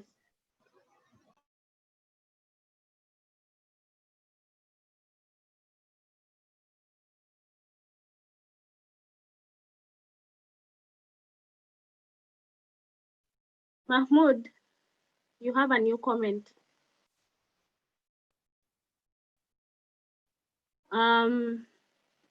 So is it related to Musa's 3 minutes motivation? If it's a comment or a question related to that, you have to wait for the discussion to be opened. So Najim, what is it about? Your direct. Hello everyone, Najim Bambarka, AP Mali. For me, it is the clarification. We have 11 or 11 for membership because the past motion I see 10 for and 2 against. I want to know this. Thank you. So we have 12 full members. Sorry, so initially in the first session, we only had 11 because PANS Nigeria did not have their voting rights, but they got the voting rights and now we have 12. That's why we had 10 and 2. And any other discrepancy is caused by members that are not there when we are voting for a certain motion.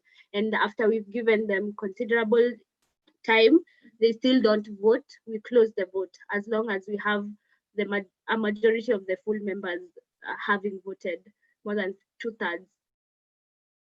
So has that been clarified? Yeah, thank you, Piruchi. Mahmoud?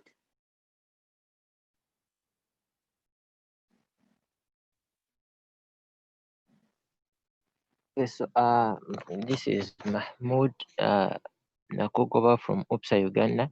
I have a question to Musa Fofana. We can't wait to be in Mali next year, and Sorry, please wait for the floor to be open for discussion. okay. So thank you, Musa, for your motivation. Thank you so much. And guys, the presentation is in your RA folder. Please go through it. So now we are opening the floor for discussion. Mahmoud.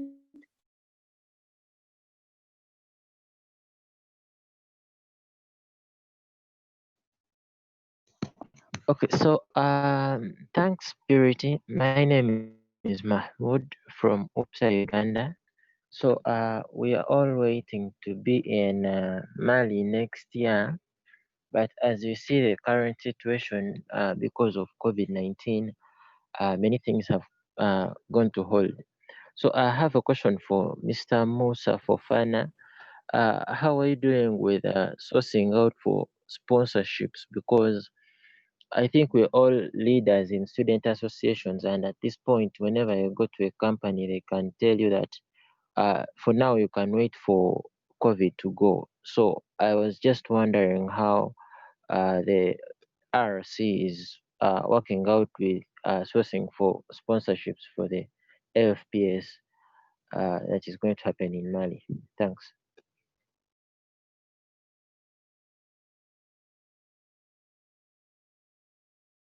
Thank you, Mahmoud. Musa. Okay, thank you, Mahmoud. First of all, yeah, we can rate you in Mali. Yeah, exactly. Currently, the situation of COVID-19 do do the thing is very slowly, and yeah, but we are optimists. We are optimists, like you say. You have the leaders, and also we are a scientist, and yeah, we hope the situation will be done very soon, and according to the partners, yeah, that is the same thing the partners said. Um, if the right now they give out something to the organization, and after the organization will be cancelled. Yeah, that is the main question. But we answer them to say them, yeah, even if the event will be cancelled, they just forget it. We will return them the fund will allow to our association. Yeah, thank you. I think I will answer to your question.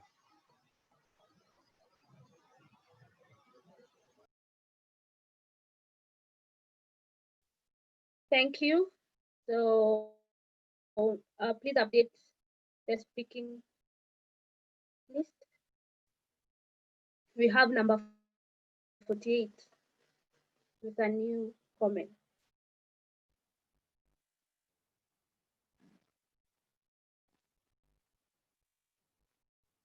So for the Yes, thank you very much, Purity Mahmoud. I can't wait to be in Mali. It's a very good presentation. Maybe I don't get Najim clearly. My concern were, and you started explaining about it, what are the IPC measures you started putting in place? Because it might be possible that we have to live with COVID and just improve our IPC's measure. So you started talking about that, and I don't want to miss Mali. So please reassure me. Thank you very much.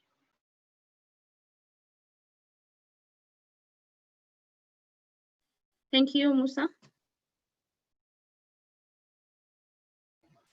You can just say thank you, for your comments, and yeah, I think it is the same thing I have to say, and yeah, you can say you can wait to see you all in Mali. Thanks, Spirit.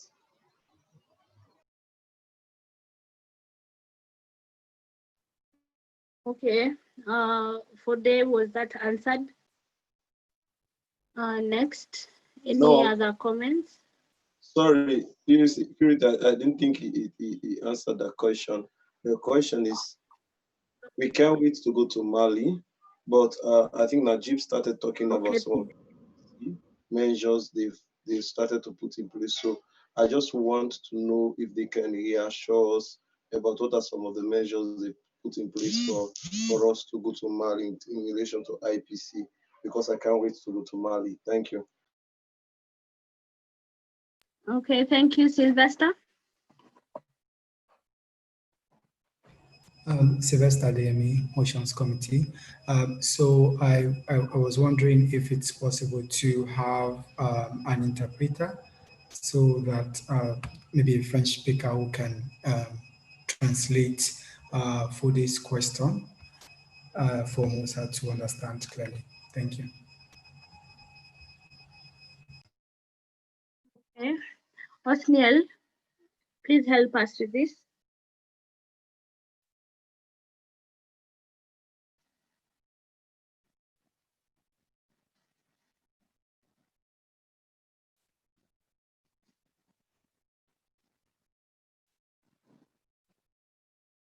Okay, John, is it a new comment translation? No, it's not. It will be added to the speakers list.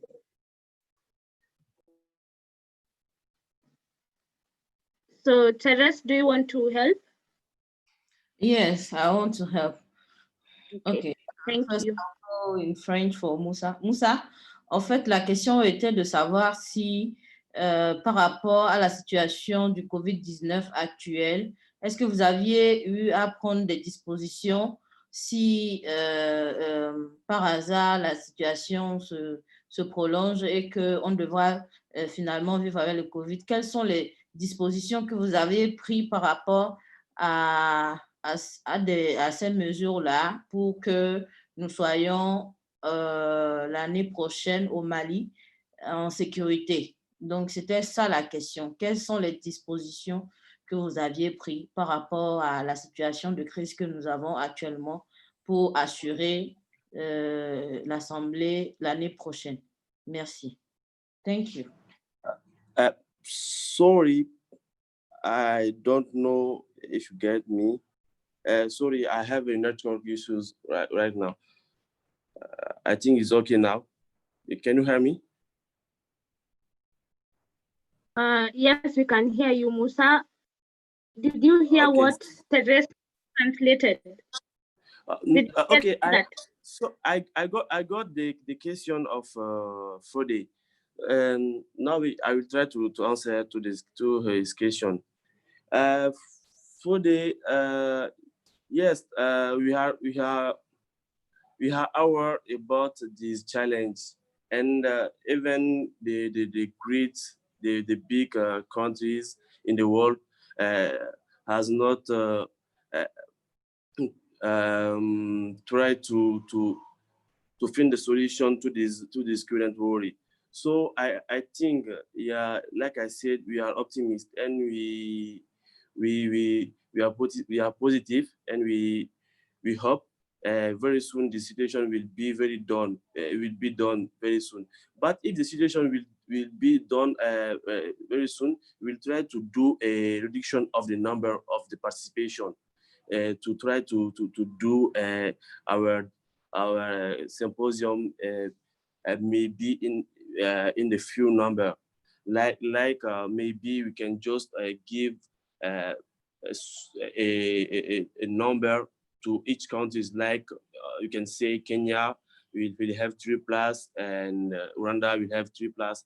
Yeah. But I think with my team, we will try to do a meeting to the situation, and we will hope, like I said, we hope the situation will be done very soon. And very sorry for the network issues. I think I answered your question. Okay, thank you. Next we have John. Yes, hello everyone. This is John Mupsa, Uganda. So my question to Musa would be, now that we know about COVID early enough, is it possible for the reception committee to build capacity for us to be able to have an online conference in case the physical meeting is not possible? In as much as we all want to go to Mali, I think since we are now aware, we can plan for an online conference early enough. Thank you. Okay, thank you, Mr. John Bruff, for the question. Yes, it's possible, I think. But if the COVID-19 case is not done until this time, I think that will be a same case. Yeah, I think. But like I said, we have to have a mentality to be optimist, and like I said, we are all scientists, and currently, yeah, the case of COVID-19 in Mali is very reduced now. Currently in Mali, we have by day 2 cases or 3 cases, not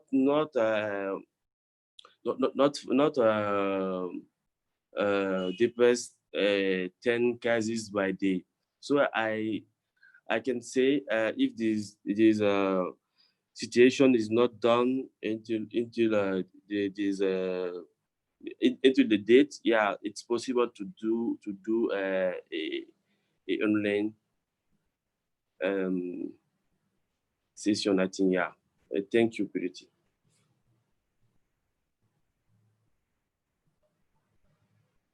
Thank you. So do we have any other comments or questions for Musa?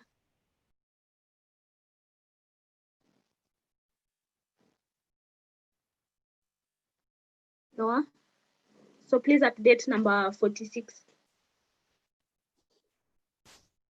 Yeah, Noah Sise, Napsis Sierra Leone. My own is just like it's a comment basically to just applaud like the energy and effort in which the RC has put in place for us to get an AFPS, which we can try to see how best when the situation is best, when we have less cases and everything, so that we can attend it live and be there.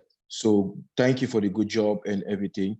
And also, I would also suggest that you be giving us time to time updates on the current situation there, and also be monitoring the situation in other countries as well, because it doesn't necessarily mean, it doesn't have to be just what's happening in Mali. It has to be what's happening in Afro, because at the end of the day, it's the rest of Afro that will be there. So we'll be here waiting for updates so that we'll see how things go as time goes by. Thank you very much.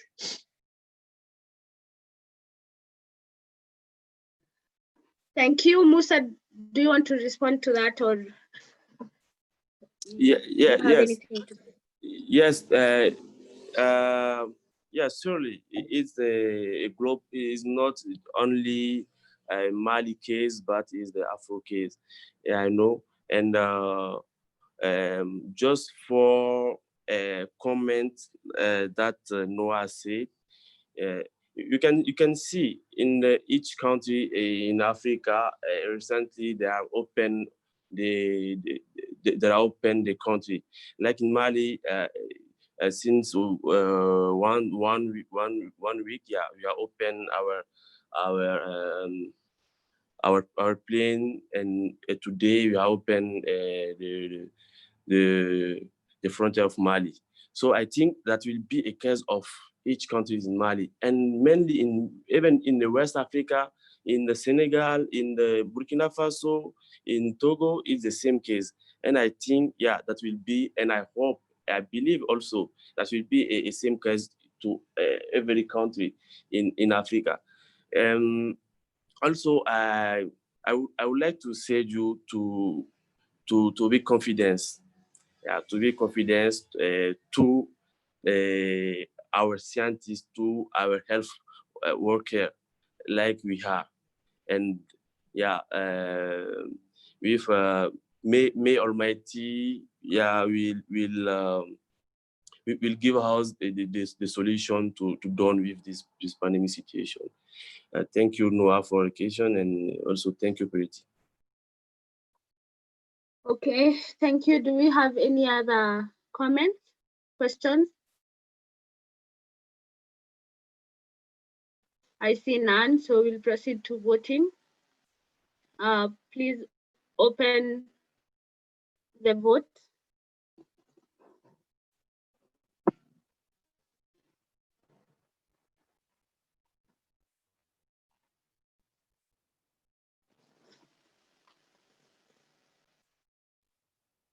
Let us know when the vote has been opened. So guys, please vote.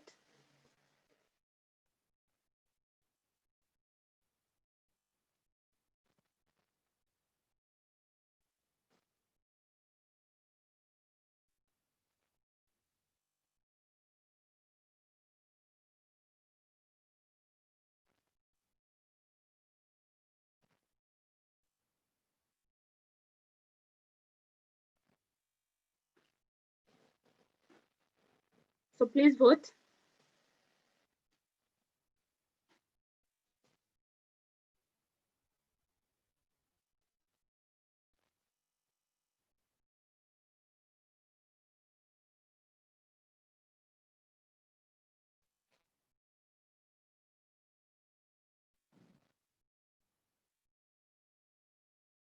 So 4 people haven't voted, please vote.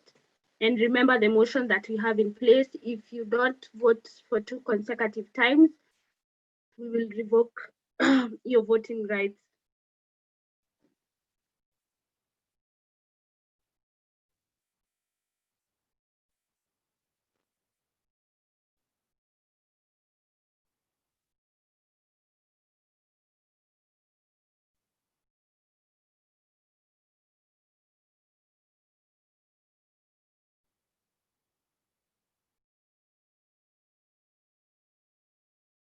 PANS, TAPSA, and KEFSA, Kenya. Please vote. And PANS and TAPSA, you're becoming very notorious.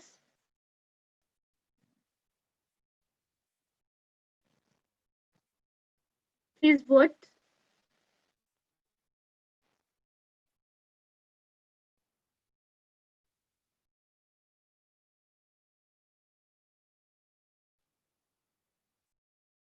So Sylvester, have they voted? So who is left?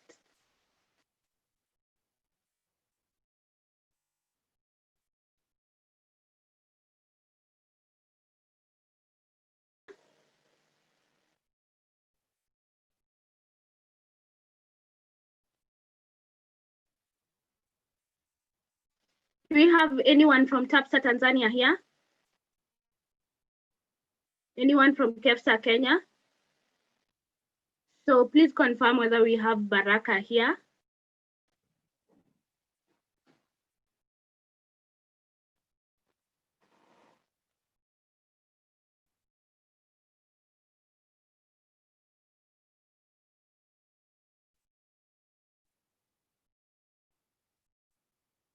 So TAPSA still haven't voted.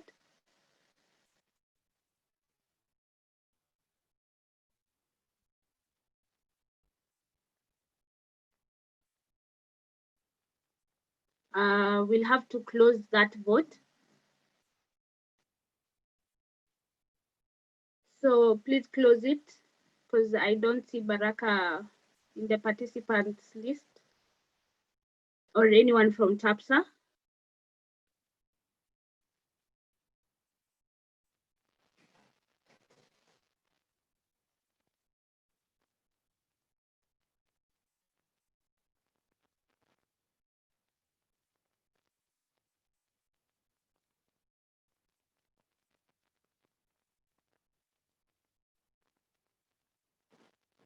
Thank you.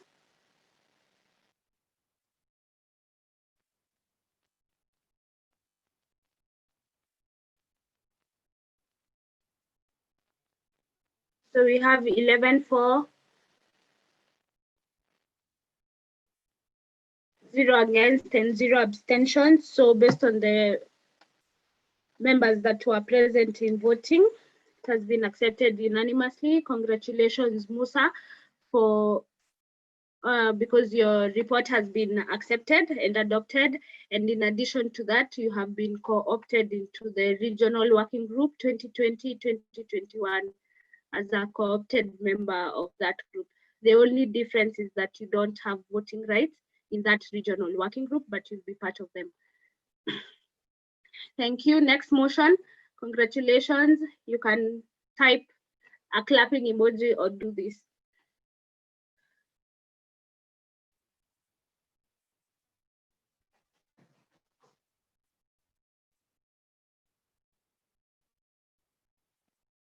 So next motion. So next we have the nomination, acceptance of the IPSF AfRO chairperson 2020 to 2021. So we received one. Okay, so before we go into the nomination forms that were received, so if you check, you're going to see that in your folders, in the election folders, you have first round election, second round election. So what does that mean? So first round election means that these people have met the IPSF criteria for members that can hold regional working group office, that can hold positions in the regional working group. And the criteria is first and foremost, which is non-negotiable. They have to be IPSF members, and their confirmation letters were submitted for all participants. Then number two, which is either now these other two options, and they need to have attended, and not just attended, they need to have participated actively in either one regional assembly or more, or one or more general assembly. Yes, so they need to have had active participation. This means they were not observers. They need to have been official delegates.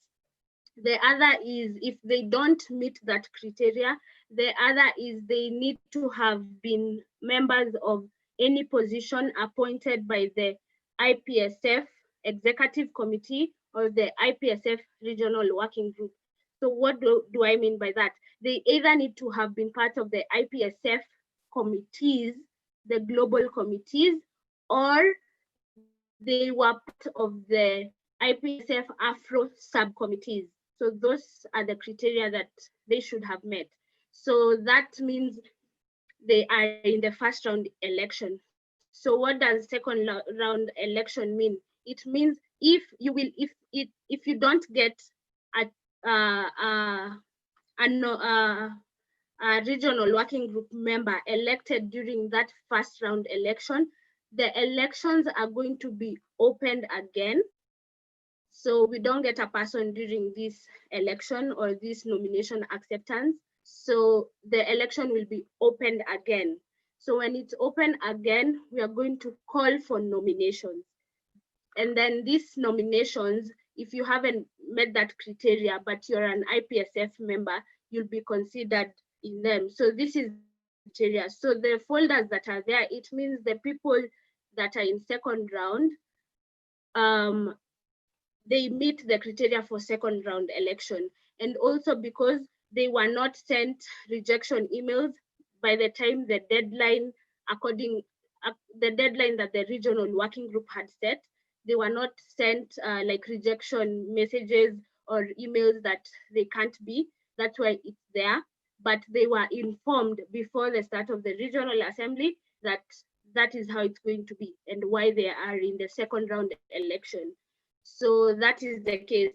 And this does not mean that having a second round election should make you now make a decision because you know there's someone in second round, or you know that elections are going to be opened again. That same mentality should not make you make a decision because of the options you have in first round. An election can be reopened and you'll be given the option of reopening an election. If you're not comfortable with the candidates or the candidate, there's the option of reopening. So either way, let it not influence how you vote. Just know that we want the best people for this. And yes, I hope that is clear. Let me see with a thumbs up if that's clear.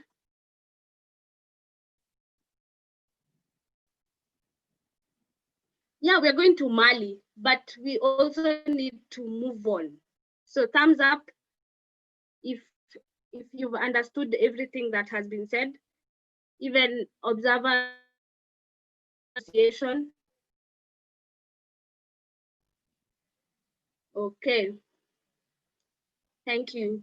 So we'll now proceed to this. So we received one nomination form in the first round, and that is Mr. Isaac Anang from GPSA Ghana.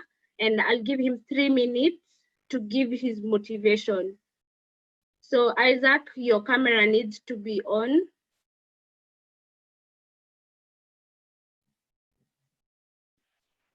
Hi guys, can you guys see and hear me?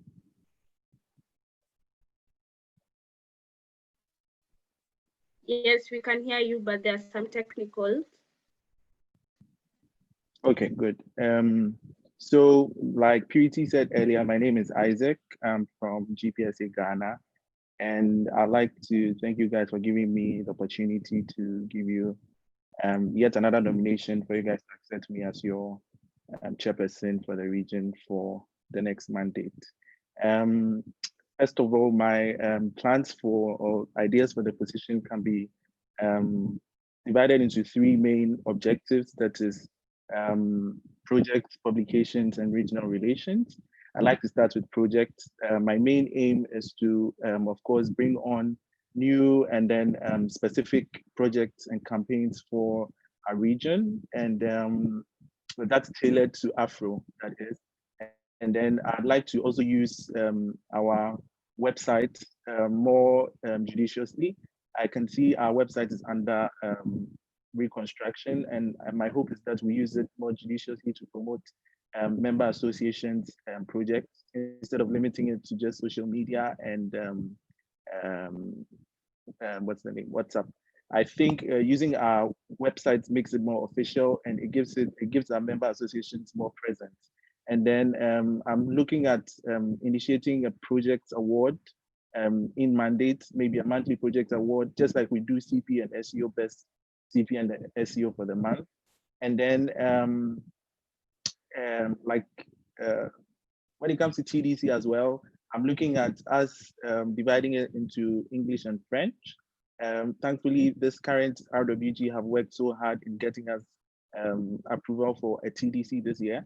So we're going to make it our best so that we ensure that we're getting a fresh crop of trainers for our region, because most of the trainers that we have are all passed out. And then I've mentioned publication, that is for the AfRO website, and then encouraging that we expand the role of the AfRO bloggers. And then, of course, we're going to improve more on our designs and promotion of our campaigns on our social media platforms. And then when it comes to regional relations, I'm looking at building an alumni network that has all our alumni. So we can have something of an alumni weekend at our symposia so that we can have our oldies coming to share some of their great experiences in IPSF with us. And then mentorship, we're going to have a mentorship program where the old IPSF individuals would mentor the newer ones so that everyone comes to a more neutral ground, a standard ground as to how to be active in IPSF. Because I've noticed there are changes. People come in and they don't know what they're about, or they seem lost in footing. So the training is not there. Isaac, yeah. It's more than 3 minutes now, and I have to cut you off. Sure. Yeah, so now that the 3 minutes are over, I'll open the floor for discussion, assuming that also you people have gone through the nomination form that is in the array folder under nomination for Regional Working Group 2020-2021. So they are there. Okay, Najim. Oh, thank you, Najim Babanka, AEP Mali. Thank you, Isaac, for your motivation. My question is, what relations you will do with our sponsorship and between regional working group and member organizations? This is my first question. My second is the engagement of the member of AfRO. Thank you. Okay, Isaac. All right, thank you, Najim. I just want to clarify your question. You're asking about sponsorship for AFPS, and then engagement of member associations, member organizations, right? Yes, yes. All right. Once again, thank you. So for sponsorships, I think the current RWG and reception committee of the AFPS has proven that it's not impossible. It's just we have to put in more effort. So yes, there are partners that we already have that will be really willing and happy to assist us in that regard. All we have to do is put in a little more effort. We have to have our documents in order. We have to have the prospectus we're talking about, annual reports. We need to be present as well. We cannot just be dormant and show up from nowhere and then ask for money. No one is going to give you money because of that. They don't know what you're going to use the money for. And we have to be very pragmatic, or let me say, we have to very tactical in asking for the sponsorships as well. For instance, if you know a company that has never done an NCD campaign before, and you are an association that, or you are a federation that does a lot of that, you can just compile past associations and just show it to them. And then they will be automatically, once it affects their product or their main thing, it will assist them to see from your point of view and see that you'd be able to assist them to have this kind of success in that niche. So that is what I can say about sponsorship. I have a lot of experience in applying for grants and sponsorships and all that, so I can bring that on board as an expertise or a skill. And with support from the past RWG and other RWGs that have been very influential in this regard, I think we can successfully or easily get sponsorships for our events. There's no sweating that. And then as to engaging member associations, like I said in my nomination form, I'm looking at visitation, and I'm looking at encouraging RWG to participate in member association events or campaigns, whether it's online or in person. So if, let's say, AEP Mali is having a campaign on breast cancer, maybe the RWG can also take active part in that campaign. The RWG can help them arrange that so that AEP Mali also feels a part of IPSF AfRO. So I think with that, we can be able to boost that kind of active participation in the region. And then we're going to have more meetings and trainings and find innovative ways of getting presidents on board. So that's what I have to say about engagements with member organizations. Thank you. Okay, thank you, Noah. Yeah, thank you, Purity. Noah Sise, NAPSIS Sierra Leone. From your motivation, you made mention of project awards. I'm a bit curious. I would like to know, how do you intend on implementing the project award?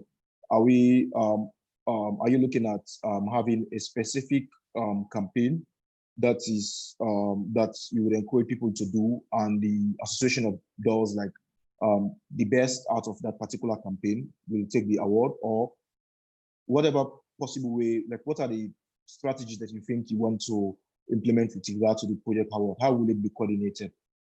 Thank you. Thank you very much, Noah. So I'm thinking it's going to be just like we do as best CP and SEO of the month. So we're going to have some nominations for associations that have projects that have been run by associations throughout the month. And then it's going to be coordinated by the incoming regional project officer. So what they're going to do is they're going to highlight projects that we've seen on social media from our member organizations. And then it will be up to CPs and SEOs from the member organizations to vote on these. And then from that, as to which projects that really touch them, which ones they report, CPs reported on, and then which ones that went far and wide. And based on that, to encourage other associations to actually do good or quality projects and report them to IPSF. Because in AfRO, we do a lot of projects, but I see that we don't really report that a lot. And this will be a way to encourage people to actually engage in the project itself, and not just that, but report those projects to through project accreditation. Yeah, thank you.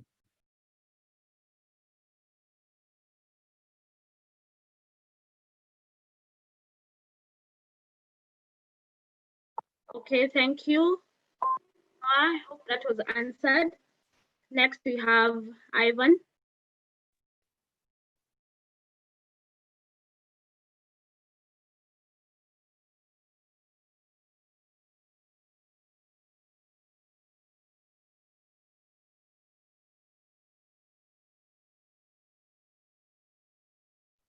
Ivan, we can't hear you, please.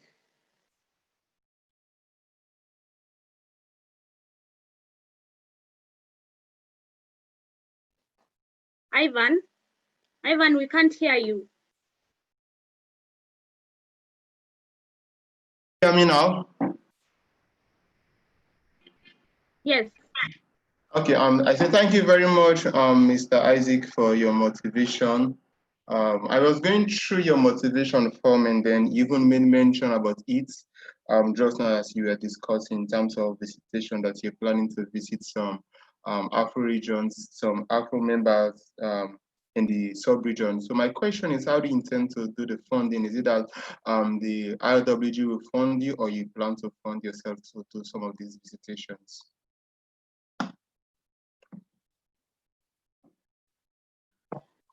Thank you, Isaac.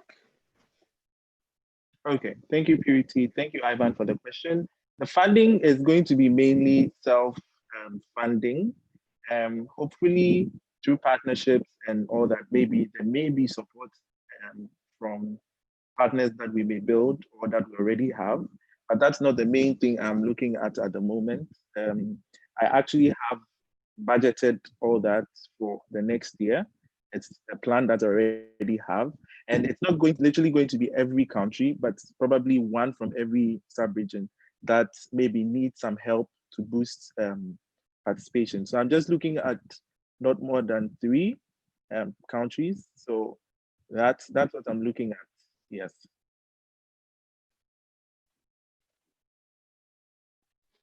Okay, thank you. So I hope that was answered, Ivan.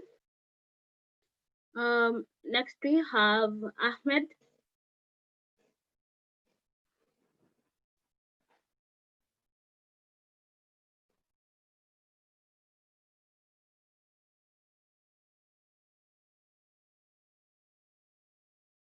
Ahmed, we can't hear you.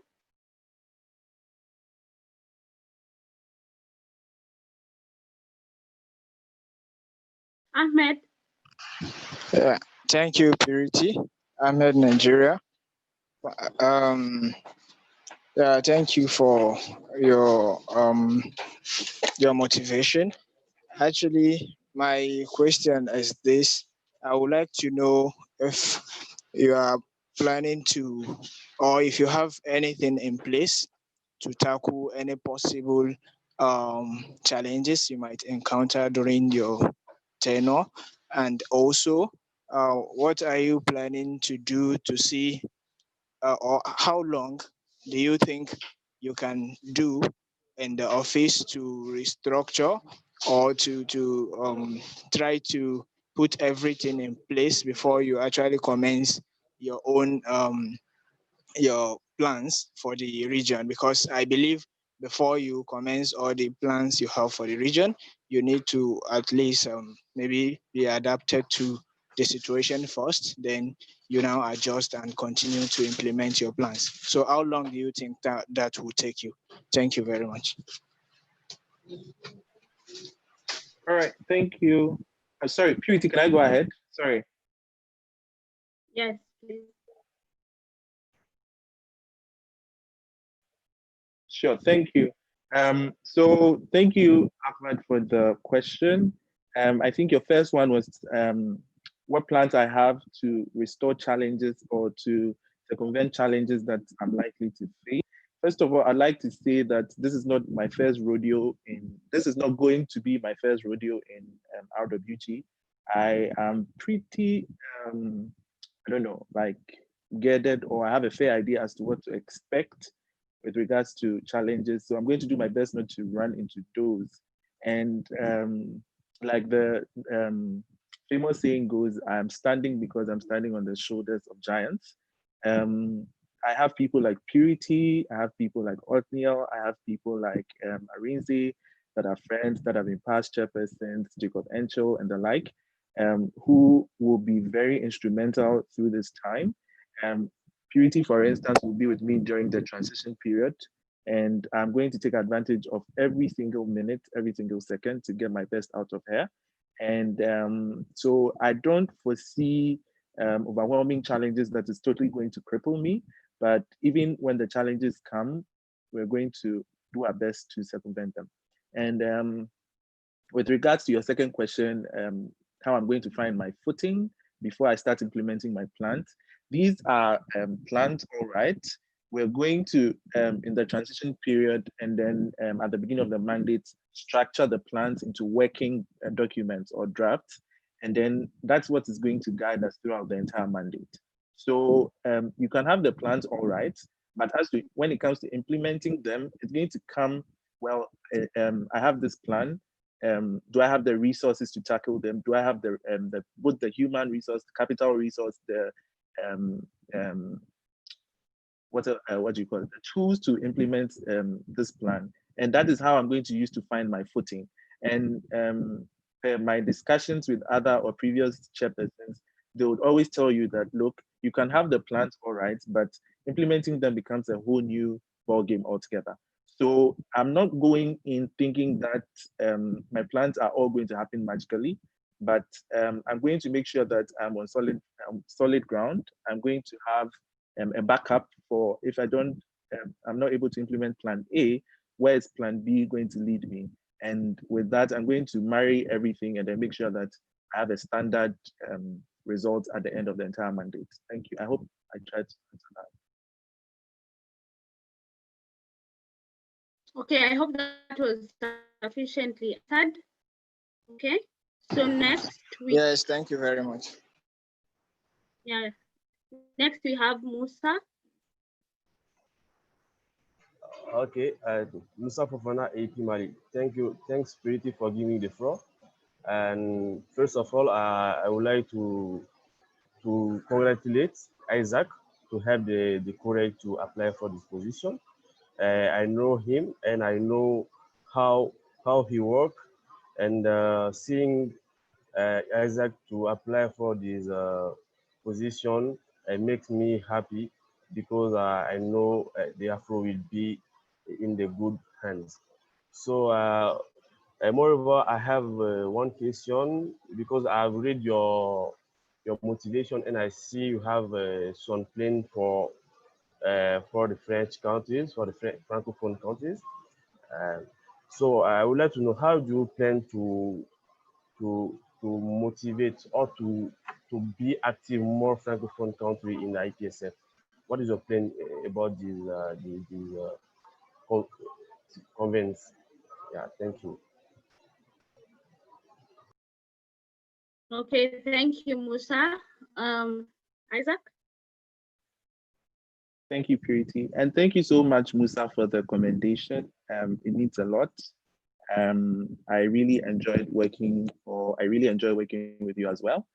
When it comes to getting French countries or Francophone countries more active in IPSF, number one, I'm very excited that we are having our next AFPS in Mali, which is a Francophone country. This shows first power and all other French-speaking countries in AfRO that AfRO is not biased towards Anglophone countries, but everyone has an opportunity in the region. So that is one strategy. That's one strategy already ticked off. Another one would be engaging, meeting, and then understanding their specific needs. So if it's with regards to being left out when it comes to documentation, I think we're going to make sure that we have an equal footing in the QDT subcommittee. We're going to make sure that we have a fair representation of Francophone people. We're going to have all our documents or all our projects translated in both French and English as much as possible and where relevant. And another strategy is with the TDC that I suggested, and that we're going to do everything we can so that we have a French TDC as well. Even if that doesn't work out, that doesn't come to fruition, we're going to make sure that we have a French LIT, something to show the Francophone countries that we are present. They are present, we see them, we appreciate them, and we understand their peculiar needs. Yes, thank you.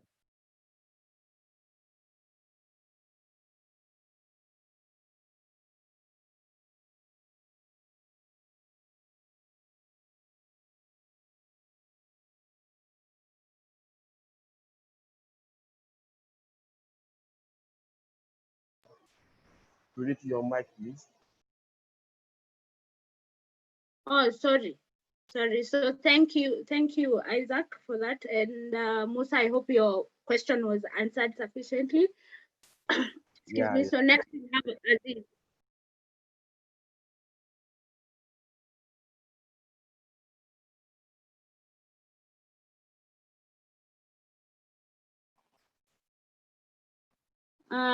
Abdel, please unmute your mic and speak. Hello everyone, it's Abdelaziz Wabi from IPSF Benin. My question have already been asked by Musa Fofana, so thanks. Okay, thank you. Next we have Titania. Please update it to number 41, speaking. Thanks, Isaac, for your Moment. Yeah, okay. just a minute. Let them update.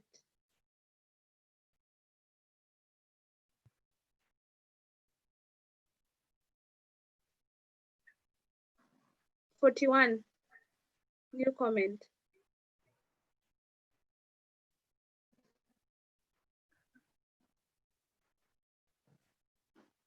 Are we facing any technical issue? Okay, please just go ahead. Okay, Titania Njenga, Kefsa, Kenya. Thank you so much for your motivation, but as I was going through your nomination form, I noticed that you said that you would continue with the usual meetings and trainings, which is really good, but I also noticed that you said you would revamp the current meetings, so I would like to know how you do that for the CPs and the ACOs. Thank you. Okay, thank you. Isaac? Okay, thank you. So by revamping them, I'm talking about the frequency. So we normally have it probably bi-monthly.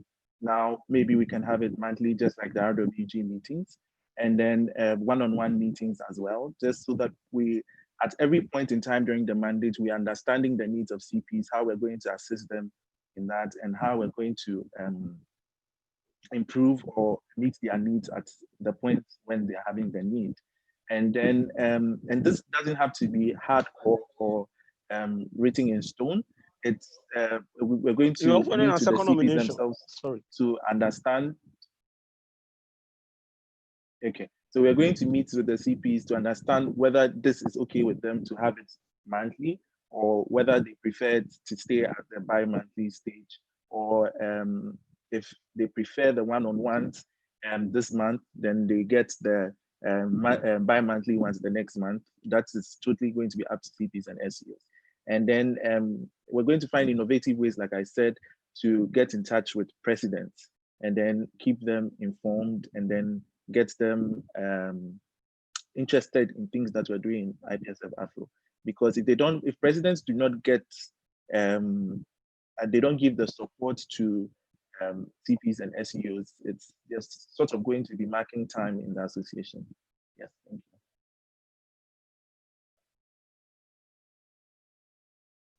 Okay, thank you. I hope that was answered. Titania. Next, do you have any other comments? When I ask whether that was answered well, just type yes in the chat box. Sorry. So do we have any other comments?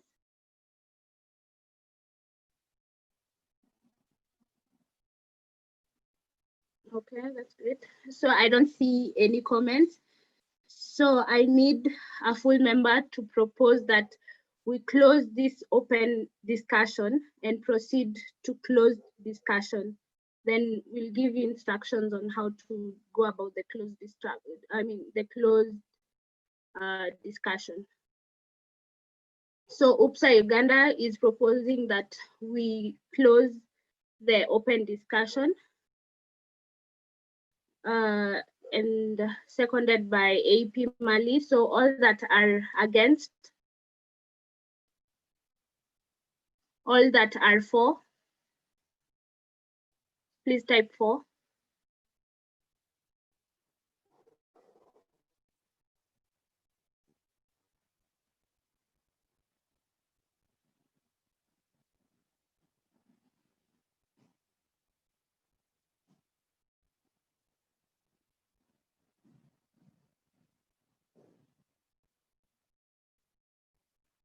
So can someone please help me count this? And you cannot abstain on this.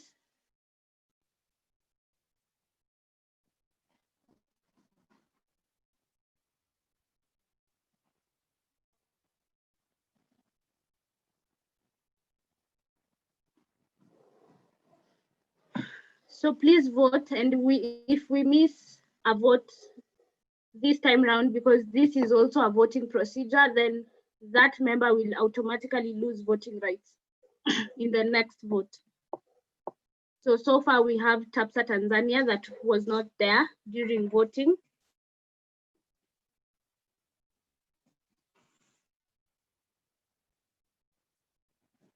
So the rest, please vote either for or against.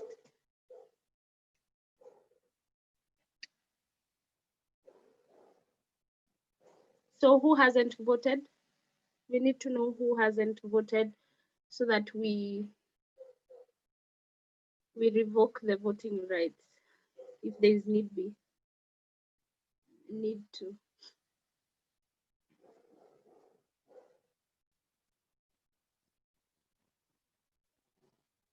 So can anyone please help me confirm who hasn't voted?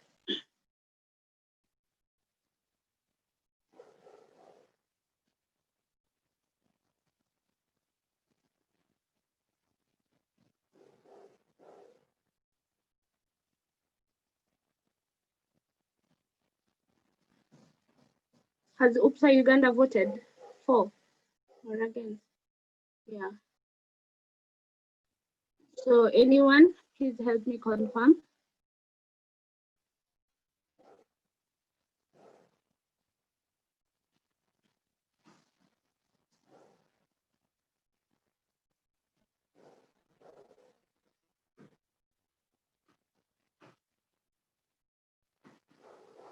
So ZPSA Zimbabwe, are they here? So ZPSA Zimbabwe hasn't voted. That is Tapiwa. Have you voted? I don't think you have voted, either for or against.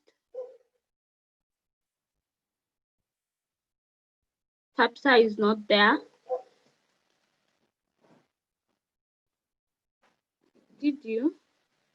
I didn't see the vote, sorry. Yeah, so TAPSA is not there. So how many fours do we have now? 9? Scrutinia?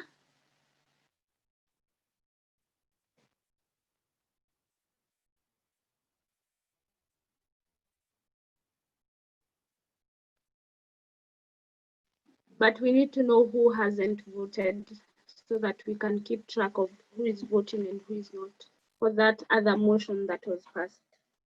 So we have TAPSA. So who else hasn't voted so that we can record that?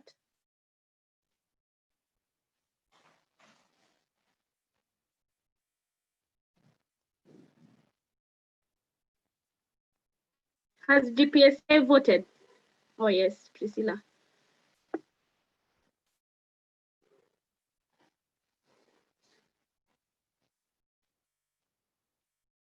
Okay, so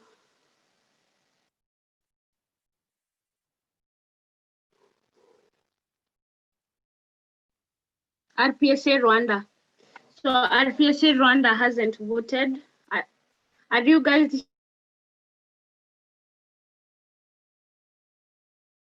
RPSA Rwanda in the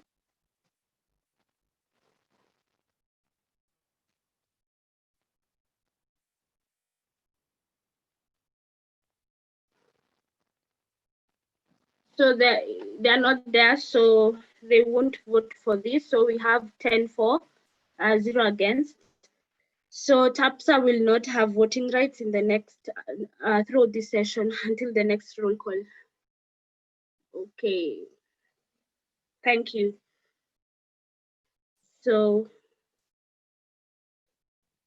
no. So that's a procedural motion. So please don't update the system. So now we'll go into closed discussion. And the instructions are everyone's video has to be on. So if your video is not on, we are going to kick you out of this session. Unfortunately, you have to turn your videos on. Then once you turn your videos on, we are going to invite you to a breakout room. So the moment you turn your video on, you'll be invited to a breakout room. So your video has to be on. Then so only the people that have their videos on. So I'll go step by step. So the people that the people whose, yes, even secretaries, we are not taking minutes for this session. We are going to stop live stream. We are not going to record anything. So nothing is going to be recorded, and we will still need to see your hands. So either you stay like this, and if you want to speak, you do this. The only time your hands should be down is when we are voting. So when you're voting, that's the only time your hands will be down, and we'll give you a certain time period. So if it's 5 minutes, you have to vote within 5 minutes. So I hope that is clear. If it's clear, please type thumbs up. If it's not clear, type thumbs down. Yes, so we'll create breakout rooms, and the breakout room will be added. You'll be added to the breakout room only if your video is on. And then this applies to everyone. It applies for everyone apart from motions committee, in case they have to do anything with the votes. So that is Sylvester and Othniel. They are the motions committee for this specific session. And then if you want to speak, you do this or this. So you won't be typing. So the only moment your hands will go down is when we tell you to vote. And if we see your hands are down, because we don't want anyone texting what is being said or anything, then we kick you out of the room automatically. And if you're the one voting, it means you lose the voting rights. So are we clear now? Thumbs up if we are, Bocello. Okay. So I will assign them based on if I see you with your video on. So Abdel.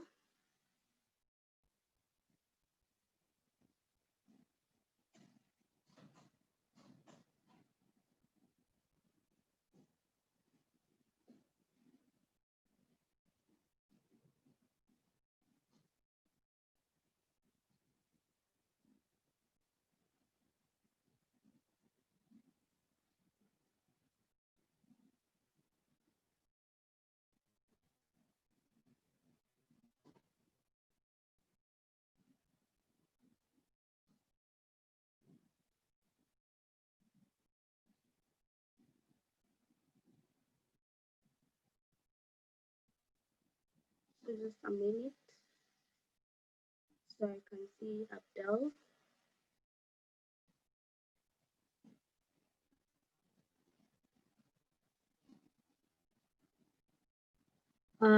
Just a minute, sorry.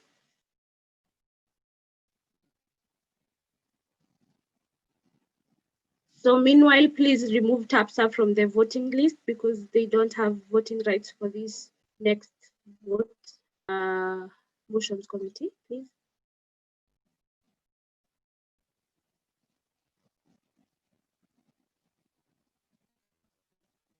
Yes, every scrutineer and secretary, all of you.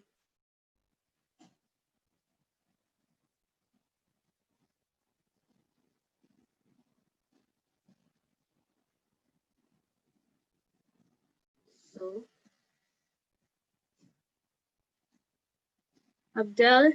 Adeola, okay, I'll add you based on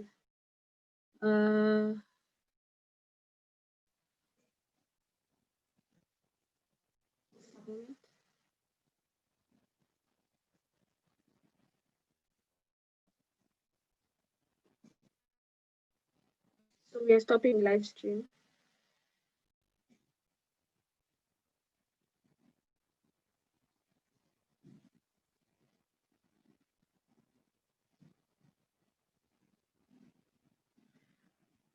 Elton, I don't know if you can stop the live stream or any co-host.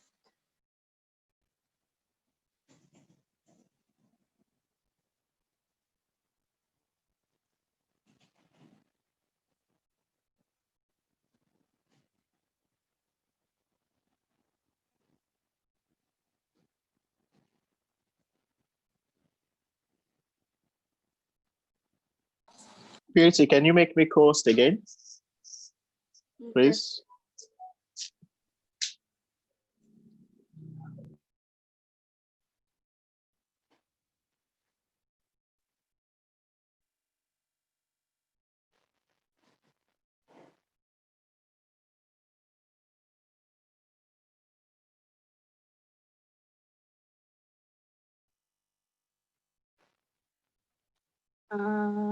Elton, you're a co-host now.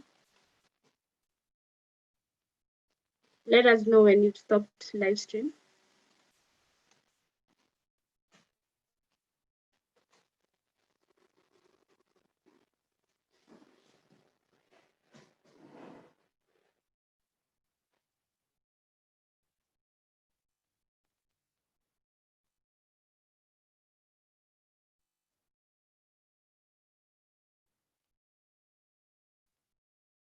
Agaba Innocent, are you on live stream?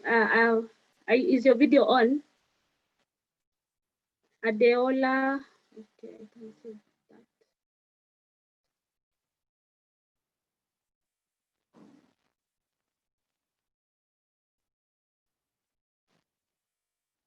Adeola is okay, your video is on.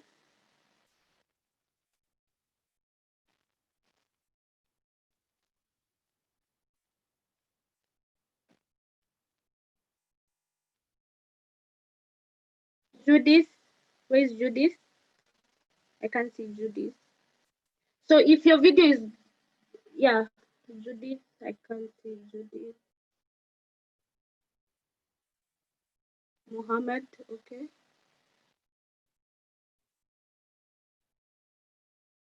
Baraka. Baraka.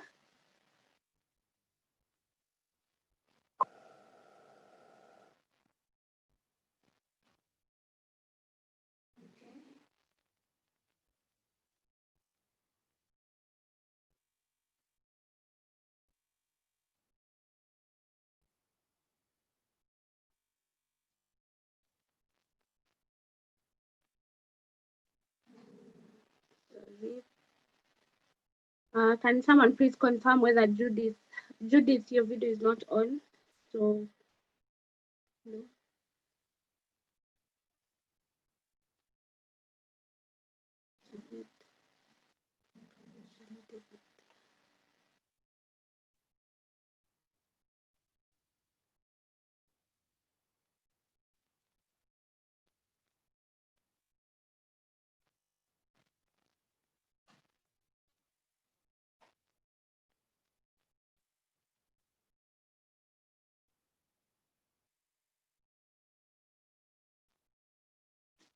I'm sorry, guys. So to save time, we will have to kick out the people that have not turned their videos on, it's hard to counter check.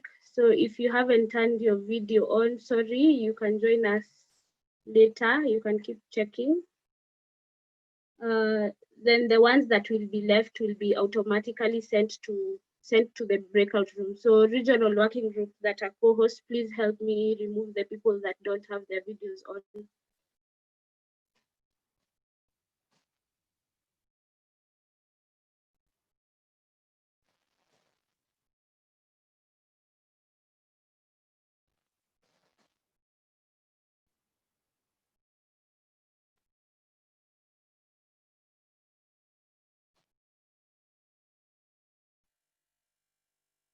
We have 1, 2, 3, 4.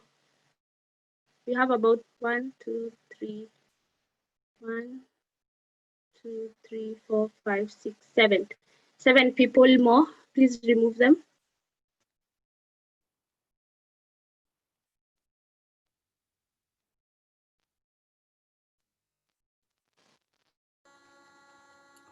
Lillian, please remove them. Yeah. If we remove them, they will not be able to join this session until the next session. So we can ask them to leave instead. Guys, please or leave them out from the breakout room. If you kick them out from here, they will not be able to join. Yeah, so it's better if they leave. So Mahamudu, but we can't keep waiting. So please just kick them out. We can't wait here forever. So just kick them out.